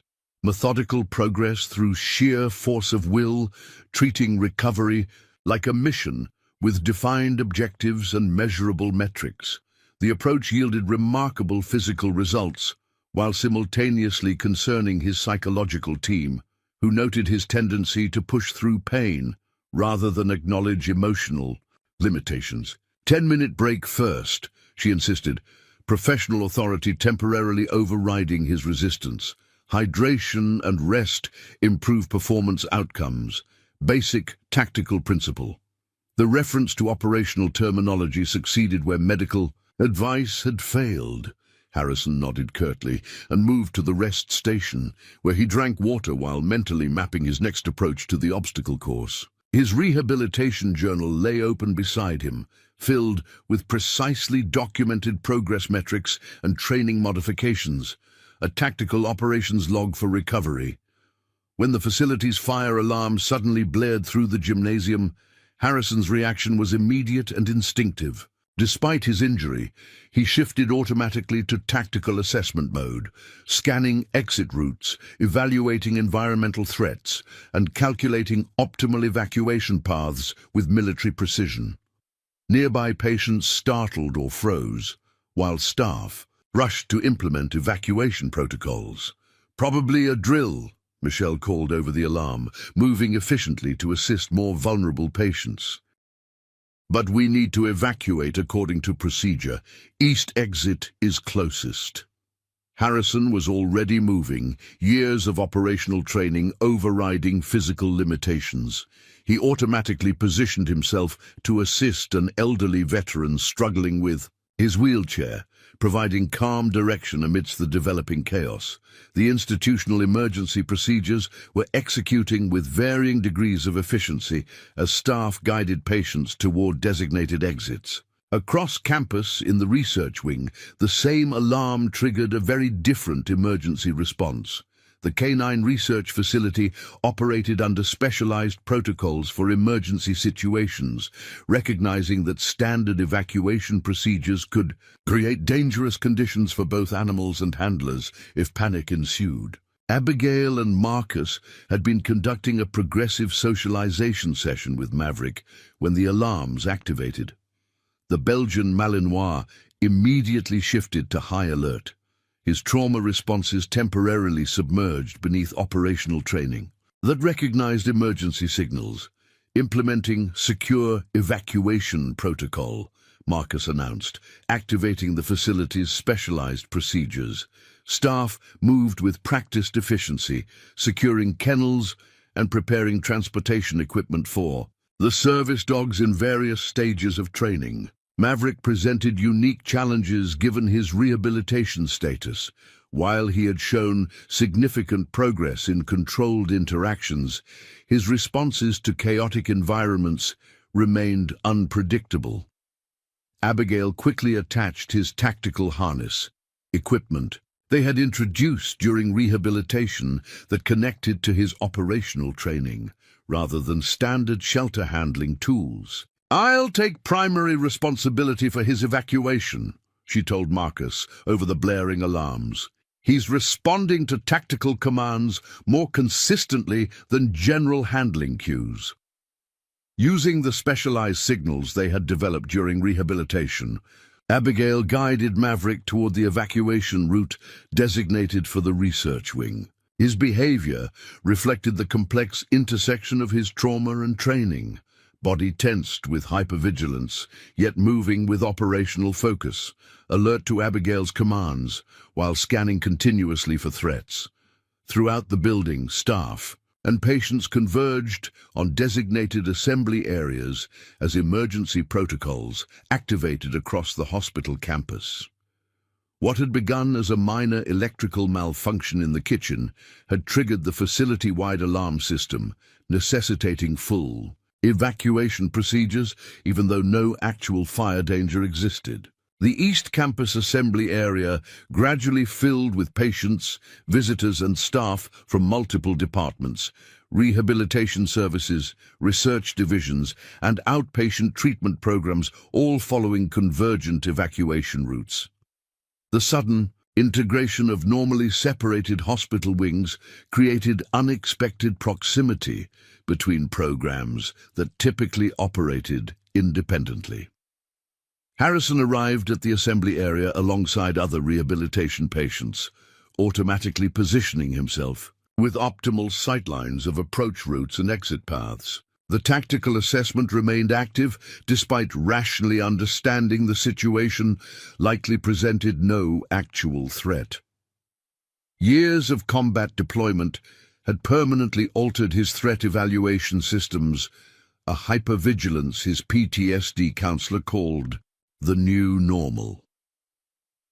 Across the growing crowd, Abigail navigated carefully with Maverick, maintaining the structured guidance that had proven effective during rehabilitation. The Belgian Malinois displayed remarkable composure given the environmental chaos. Alarms, crowds, and unfamiliar spaces would typically trigger severe stress responses, yet his operational training had temporarily superseded trauma reactions, allowing him to follow tactical direction despite the overwhelming stimuli. What happened next occurred through simple geographic coincidence. The rehabilitation patients and research staff found themselves assigned to adjacent sections of the same assembly area as facility coordinators managed the growing evacuation. The emergency protocol had inadvertently created the very situation Abigail's team had been carefully planning to orchestrate under controlled conditions. Harrison noticed the canine research team first, his attention drawn to the distinctive tactical handling equipment Abigail was using with Maverick. Unlike standard service dog handling tools, the specialized harness and command structure were immediately recognizable to someone with tactical canine experience. His focus sharpened, professional interest momentarily overriding his usual avoidance of canine interactions. Simultaneously, Maverick's behavioral pattern shifted. Despite the environmental chaos, his attention locked onto something in the crowd, his scanning pattern becoming focused rather than generalized. Abigail followed his line of sight, immediately recognizing Harrison standing approximately 30 yards away among the rehabilitation patients. "We need to create distance," she told Marcus urgently, recognizing the unplanned convergence of their carefully separated cases. Neither of them is prepared for direct contact in this environment. Before they could redirect, Harrison began moving toward them with determined focus, his attention fixed on Maverick's tactical equipment rather than the dog himself. "That's Ranger K9 configuration," he stated as he approached. professional curiosity momentarily overriding his emotional barriers. Modified stress distribution harness, not standard service dog equipment. Abigail nodded, maintaining calm, professional demeanor despite the potentially volatile situation developing. Specialized equipment for our military working dog rehabilitation program connects to their operational training rather than imposing entirely new frameworks. Harrison's attention shifted from the equipment to Maverick, his expression reflecting professional assessment rather than personal engagement. Belgian Malinois, primary tactical deployment breed, consistent with your research focus. He maintained careful distance, his body language revealing the practiced restraint of someone consciously managing trauma responses. Maverick's reaction was increasingly difficult for Abigail to interpret. The dog remained in operational positioning, beside her, displaying neither the defensive aggression that had characterized his shelter behavior, nor the extreme avoidance typical of his trauma responses. Instead, he exhibited intense focus, alert without aggression, attentive without panic. "Former deployment dog?" Harrison asked, his voice maintaining clinical detachment, though his eyes never left Maverick's form. "Yes, specialized tactical. Background," Abigail confirmed, choosing words carefully while monitoring both Harrison and Maverick for escalating stress indicators. "Currently in rehabilitation for combat-related trauma responses." Harrison nodded, professional understanding evident in his expression. Distinctive physical characteristics, tactical lines rather than show breeding, operational background evident in positioning. His assessment remained technical, creating psychological distance from the emotional content the interaction might otherwise trigger. The conversation might have continued in this carefully detached manner if not for the sudden movement of emergency vehicles arriving at the campus entrance. The ambulances activated sirens as they approached, creating a high-pitched wailing that echoed across the assembly area. The sound triggered an instantaneous change in Maverick. Rather than the defensive panic such stimuli had previously provoked, he shifted to active tactical positioning, alert, focused, and suddenly moving with purpose directly toward Harrison. Before Abigail could redirect him, the Belgian Malinois had closed the distance between them, standing directly before Harrison in perfect operational alert posture. Harrison froze, his expression transforming from clinical assessment to shocked recognition as Maverick performed a distinctive head tilt and shoulder alignment, the specialized alert position they had developed for high-risk environments during their deployments together. "That's impossible," Harrison whispered. All professional detachment suddenly vanished. "Ajax!" The name triggered immediate response. Maverick's ears pivoted forward, his body language shifting from general tactical alert to specific recognition patterns. He maintained the alert position, watching Harrison with an intensity that communicated something far beyond standard canine attention. Abigail remained perfectly still, recognizing the extraordinary moment unfolding before her. What months of careful rehabilitation and weeks of planned integration might have gradually achieved was suddenly occurring through innate recognition that transcended their methodical professional approach.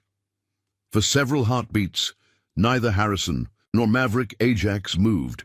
They remained locked in mutual assessment, handler and working dog separated by both physical distance and the psychological gulf of trauma and presumed loss. Then Harrison slowly, deliberately knelt, despite his injured leg, bringing himself to eye level with the dog he had believed dead for 8 months. The motion caused visible pain, yet he maintained the position, extending his hand palm down in the specific tactical gesture they had used during operations to signal secure status. "Verification protocol Ajax," he said quietly, the tactical command phrase they had established for situations requiring absolute confirmation of identity. During confused battlefield conditions, the response was immediate and definitive. Ajax performed the precise sequence of movements they had developed together, a specific pattern of positioning that constituted their unique verification protocol, impossible to replicate without their shared operational history. Harrison's composure fractured visibly, his carefully maintained clinical distance collapsing beneath the weight of undeniable recognition. "How?" he asked, the single word carrying months of accumulated grief, guilt, and disbelief. Abigail stepped forward carefully, recognizing both the therapeutic potential and psychological risk of this unplanned reunion. "We've been piecing together his journey since he was found severely traumatized in eastern Washington. The evidence increasingly suggested he was your partner, but we were planning a carefully structured reintroduction once both of you showed sufficient readiness." Ajax remained in his alert position, maintaining the operational focus that had temporarily overridden his trauma responses. The behavior represented extraordinary psychological significance, his military training providing framework to process the overwhelming emotional content of recognizing his handler. "The operational records listed him as killed in action," Harrison stated, his voice uncharacteristically unsteady, "non-recoverable due to structural collapse after the explosion. We believe he was thrown clear by the blast wave, then separated during the medical evacuation chaos," Abigail explained gently. "His injuries were severe, but not fatal. Somehow he was transported stateside, possibly by well-meaning personnel who didn't recognize his military status due to the damaged identification tattoo." Around them, the emergency situation was resolving as facility coordinators announced the all-clear signal. Staff began organizing departments for return to their respective buildings, creating movement and noise that would typically trigger Ajax's defensive responses. Yet the dog remained focused exclusively on Harrison, displaying remarkable stability despite the environmental chaos. He recognized the tactical commands, Harrison observed, professional training providing language for processing the overwhelming emotion of the moment. Operational memory intact despite trauma indicators. "Yes," Abigail confirmed, "his rehabilitation has shown consistent response to tactical frameworks despite severe trauma reactions to general stimuli. We've been using modified operational protocols rather than standard shelter approaches, precisely because his military training remained accessible beneath the trauma responses." Medical staff had begun noticing the intense interaction, including Michelle and several members of Harrison's psychological treatment team who had arrived with the rehabilitation group. Their expressions reflected professional concern mixed with recognition of the potentially significant therapeutic moment occurring. "We should move to a more controlled environment," Abigail suggested, aware of both the emotional magnitude of the reunion and the unpredictable public setting. "The research facility has specialized spaces designed for integration work," Harrison nodded, military pragmatism temporarily reasserting itself. "Tactical approach, controlled parameters for initial reassociation." His clinical phrasing barely masked the profound emotional impact evident in his expression as he struggled to stand, his injured leg protesting the extended kneeling position. Without prompting, Ajax shifted position, moving to Harrison's right side, precisely where a tactical K9 would position to provide mobility support. The movement represented extraordinary behavioral adaptation, bridging operational training, and present circumstances with intuitive response to his handler's needs. As they began moving toward the research facility, Harrison maintained contact with Ajax through the specialized tactical harness, the connection providing stability for both his physical balance and psychological processing. Around them, hospital staff created respectful distance, recognizing the significance of what was occurring even without understanding its full context. What had begun as an unplanned evacuation had catalyzed a reunion that transcended careful, professional planning. The innate connection between handler and working dog had overridden trauma responses, institutional procedures, and psychological barriers through simple, profound recognition. As Abigail observed them moving together, Ajax providing instinctive support for Harrison's injured side, Harrison automatically adjusting his movement patterns to accommodate his partner's positioning, she recognized that their journey toward mutual healing had entered entirely new territory. The careful, controlled approach her team had developed had been rendered obsolete by a moment of authentic reconnection that no clinical protocol could have fully anticipated. The path ahead would still require careful navigation of complex trauma responses for both handler and dog. Yet this unexpected convergence had established foundation for recovery that months of separate rehabilitation had not achieved. The recognition that despite everything they had endured, the core operational partnership that defined them remained intact beneath their respective wounds. The specialized integration suite in the research wing provided a stark contrast to the chaotic evacuation scene outside. Designed specifically for sensitive canine therapy work, the room featured adjustable lighting, sound insulation, and comfortable furnishings arranged to support both human and canine participants. Most importantly, it offered the privacy essential for processing the extraordinary reunion now unfolding. Abigail had escorted Harrison and Ajax directly to this environment, recognizing that both needed structured space to navigate their initial reconnection. Marcus met them at the entrance, quickly assessing the situation before arranging for Harrison's medical team to be notified of his location. "We've prepared the primary integration space," he told Abigail quietly. "Monitoring systems activated, but minimally intrusive. Dr. Wright is on her way for psychological support if needed." Inside the suite, Harrison settled carefully into an adaptive chair that accommodated his injured leg while providing optimal positioning for canine interaction. Despite the emotional magnitude of the situation, his military training remained, evident in his methodical environmental assessment, automatically noting exit routes, scanning for potential threats, and establishing secure positioning before allowing his attention to focus fully on Ajax. The Belgian Malinois had maintained remarkable composure throughout the transition, staying in operational mode despite stimuli that would typically trigger his trauma responses. Now, in the controlled environment, he positioned himself at perfect tactical distance from Harrison, close enough for immediate interaction, while maintaining enough space to execute operational movements, if commanded.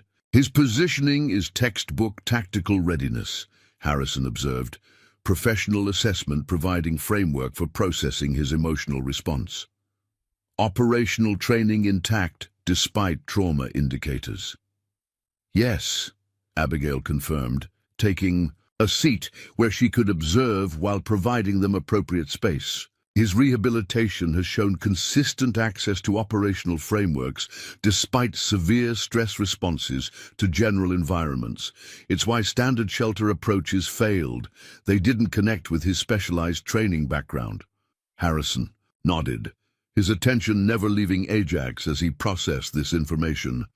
"Explains the verification protocol response. Specialized sequence we developed for high ambiguity environments, not standard tactical training." For several minutes, handler and dog remained in this careful assessment state, Ajax in perfect alert positioning, Harrison maintaining tactical observation while internally processing the implications of his partner's survival. The clinical distance provided necessary psychological buffer for absorbing the emotional magnitude of their reunion. Finally, Harrison extended his hand palm down in the specific gesture they had used during operations to signal transition from alert status to secure interaction. "Ajax, stand down," he said quietly, the command phrase carrying the weight of hundreds of operational cycles completed together. The response was immediate and profound. Ajax's entire demeanor shifted, his posture softening from tactical readiness to direct engagement as he moved forward, closing the carefully maintained distance between them. For the first time, he initiated physical contact, pressing against Harrison's legs and looking up with an intensity that transcended standard canine attention. Harrison's composed exterior briefly fractured as he leaned forward, placing both hands on Ajax's neck and head in the specific greeting pattern they had established during deployments. "I thought you were gone," he said, voice barely audible. "They said you didn't make it out." The Belgian Malinois pressed closer, responding to both the familiar touch pattern and the emotional content in his handler's voice.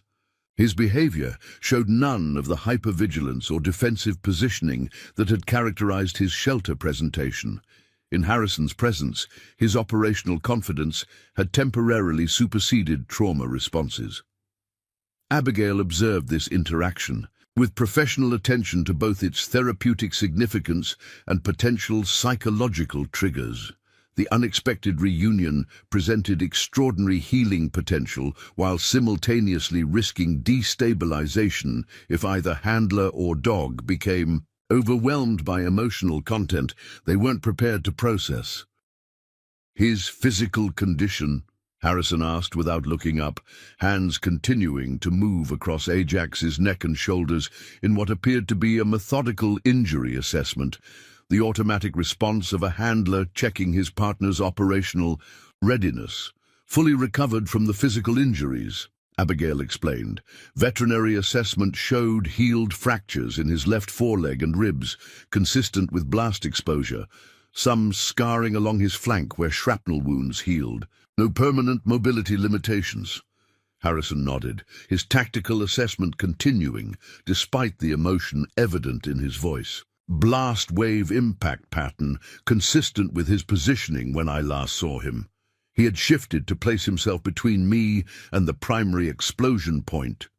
His hands paused momentarily. "He recognized the danger before I did. Tried to protect me rather than following standard egress protocol." This statement revealed the core of Harrison's psychological burden, not simply grief over losing his partner, but profound guilt over feeling responsible for the perceived sacrifice. Abigail recognized this admission as significant, therapeutic progress despite its painful content. From both tactical and medical perspectives, his protective positioning likely saved your life, she offered carefully. The medical reports indicate the blast wave would have caused significantly more severe injuries without the partial shielding effect.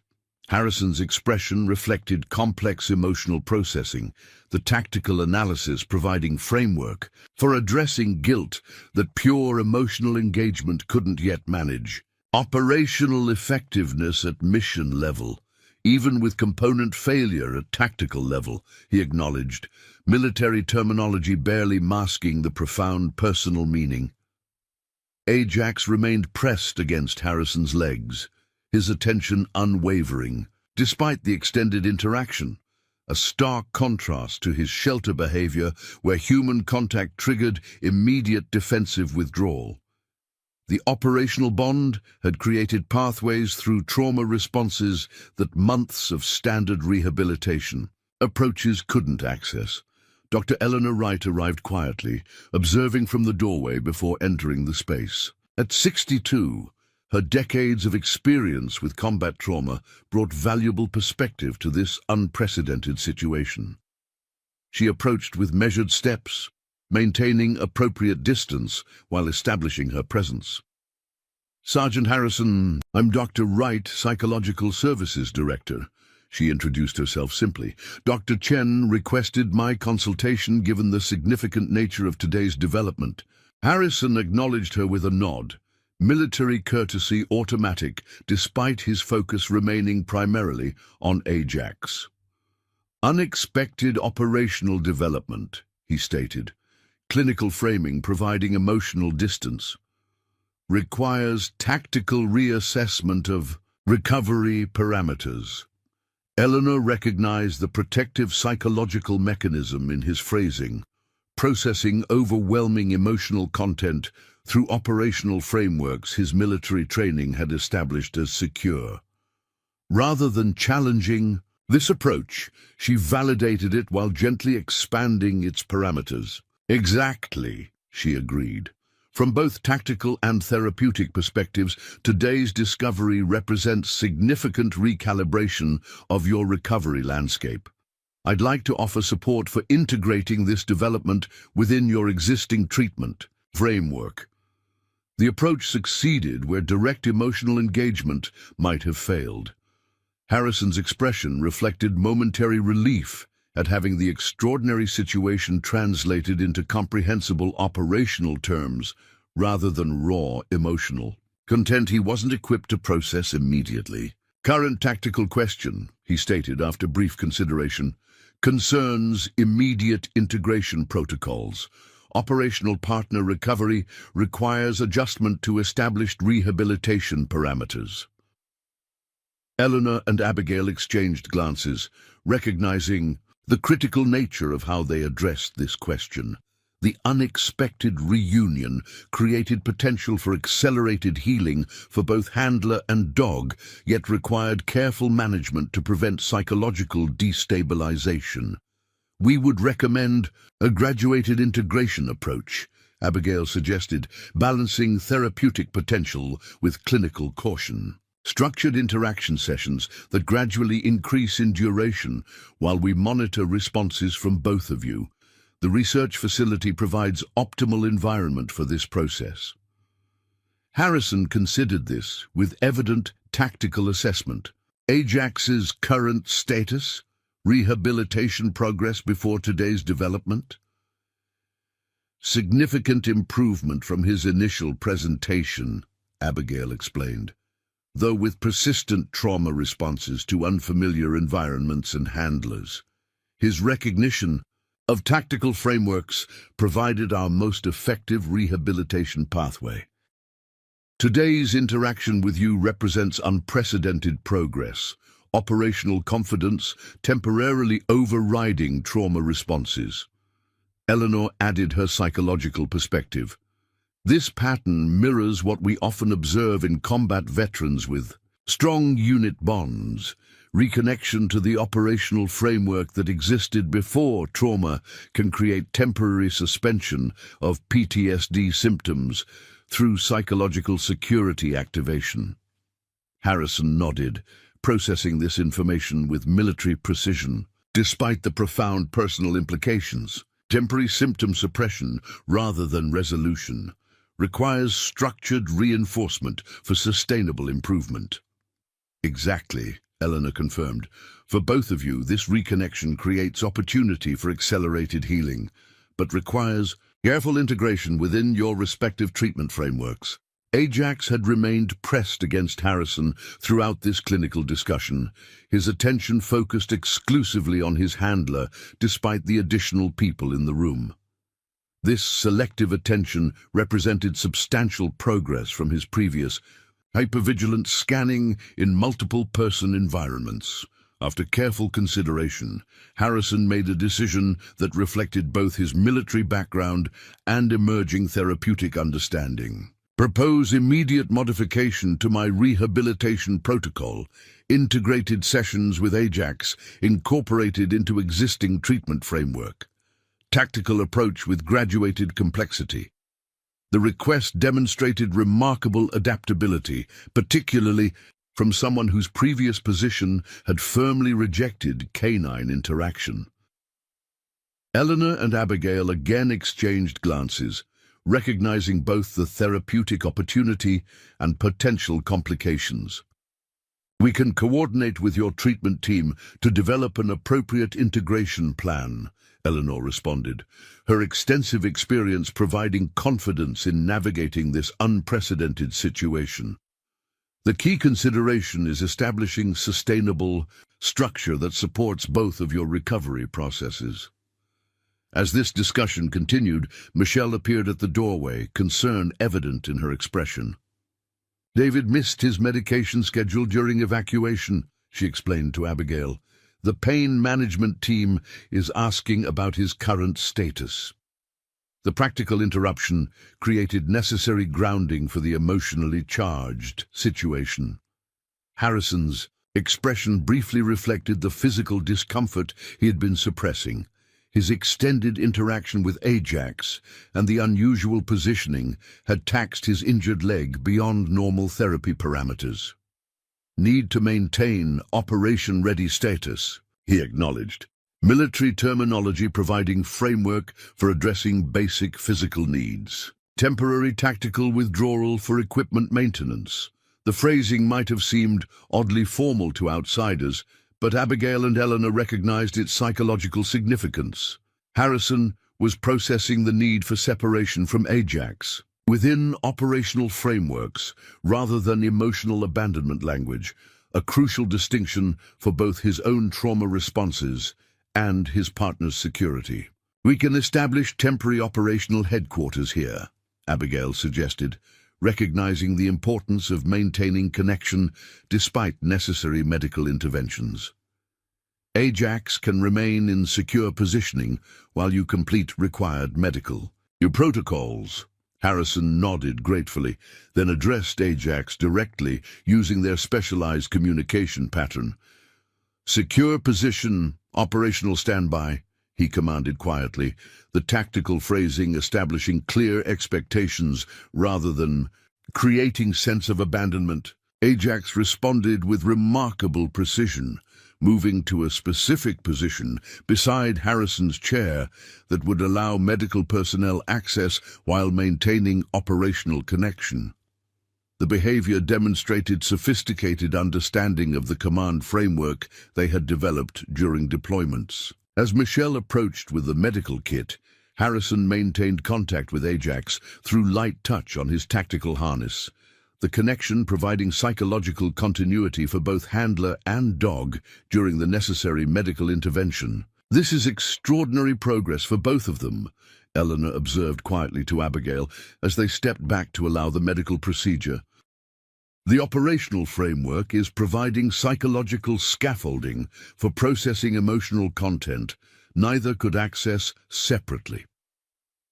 Abigail nodded, watching as Ajax remained calmly in position despite the medical activity that would typically trigger his defensive responses. Their specialized communication system is creating pathways through trauma barriers that our standard therapeutic approaches couldn't access. "We need to document this thoroughly," Eleanor added. "Beyond the immediate case, this interaction has significant implications for treatment protocols involving separated tactical teams. The operational bond appears to enable access to psychological resources otherwise blocked by trauma responses." As the medical intervention concluded, Harrison's attention returned fully to Ajax, his expression reflecting complex emotional processing beneath the composed exterior. "What happens next?" he asked, the question addressing both immediate logistics and broader implications. "We would recommend continued integration sessions here at the research facility," Abigail suggested. "The environment provides optimal support for both of you while we develop longer-term protocols in consultation with your treatment team." Harrison nodded, tactical assessment evident in his consideration. "Ajax's current housing situation?" "He has specialized accommodation in our rehabilitation wing," Abigail explained. "Secure environment with monitoring systems and staff familiar with his specific needs." For a moment, something vulnerable surfaced in Harrison's expression, concern for his partner's well-being temporarily overriding his carefully maintained composure. "He experiences night terrors. Operational surveillance confirmed pattern during deployments, 3-hour intervals typically." The detail revealed intimate knowledge beyond standard handler awareness, the kind of deep attunement developed through multiple combat deployments together. Abigail noted this information with both professional interest and personal appreciation for the bond it represented. "We've observed similar patterns," she confirmed.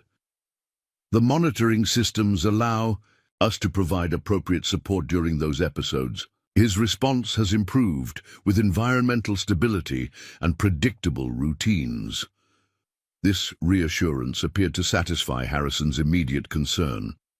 He turned his attention to Ajax, who had maintained perfect positioning throughout the medical intervention. With careful movements that respected his physical limitations, Harrison leaned forward to establish direct eye contact with his partner. "Operational continuity re-established," he stated quietly, the simple phrase carrying complex meaning within their specialized communication framework. "Daily mission briefings will resume." Ajax's response was subtle but profound, a slight shift in ear position, softening around the eyes, and deeper press against Harrison's legs. These signals would be nearly imperceptible to casual observers, but represented significant psychological communication between handler and working dog. What had begun as a chaotic emergency evacuation had transformed into an extraordinary turning point for both Harrison and Ajax. Their unexpected reunion had created pathways through trauma barriers that months of separate rehabilitation had not achieved. Though significant challenges remained in their respective recovery journeys, the reconnection had established foundation for healing that neither could have accessed alone. As Abigail observed this exchange, she recognized that their carefully constructed clinical protocols would need fundamental recalibration. The bond between handler and working dog had demonstrated healing potential beyond what conventional therapeutic frameworks could predict or produce, a connection that transcended trauma through the operational trust established in combat environments. The path forward would integrate this unique bond within therapeutic structure, harnessing the operational framework that had defined their partnership to navigate the psychological terrain of recovery. For both Harrison and Ajax, the journey toward healing had found unexpected direction through the very connection that combat had forged and trauma had temporarily severed. Up next, you've got two more standout stories right on your screen. If this one hit the mark, you won't want to pass these up. Just click and check them out. And don't forget to subscribe and turn on the notification bell so you don't miss any upload from us.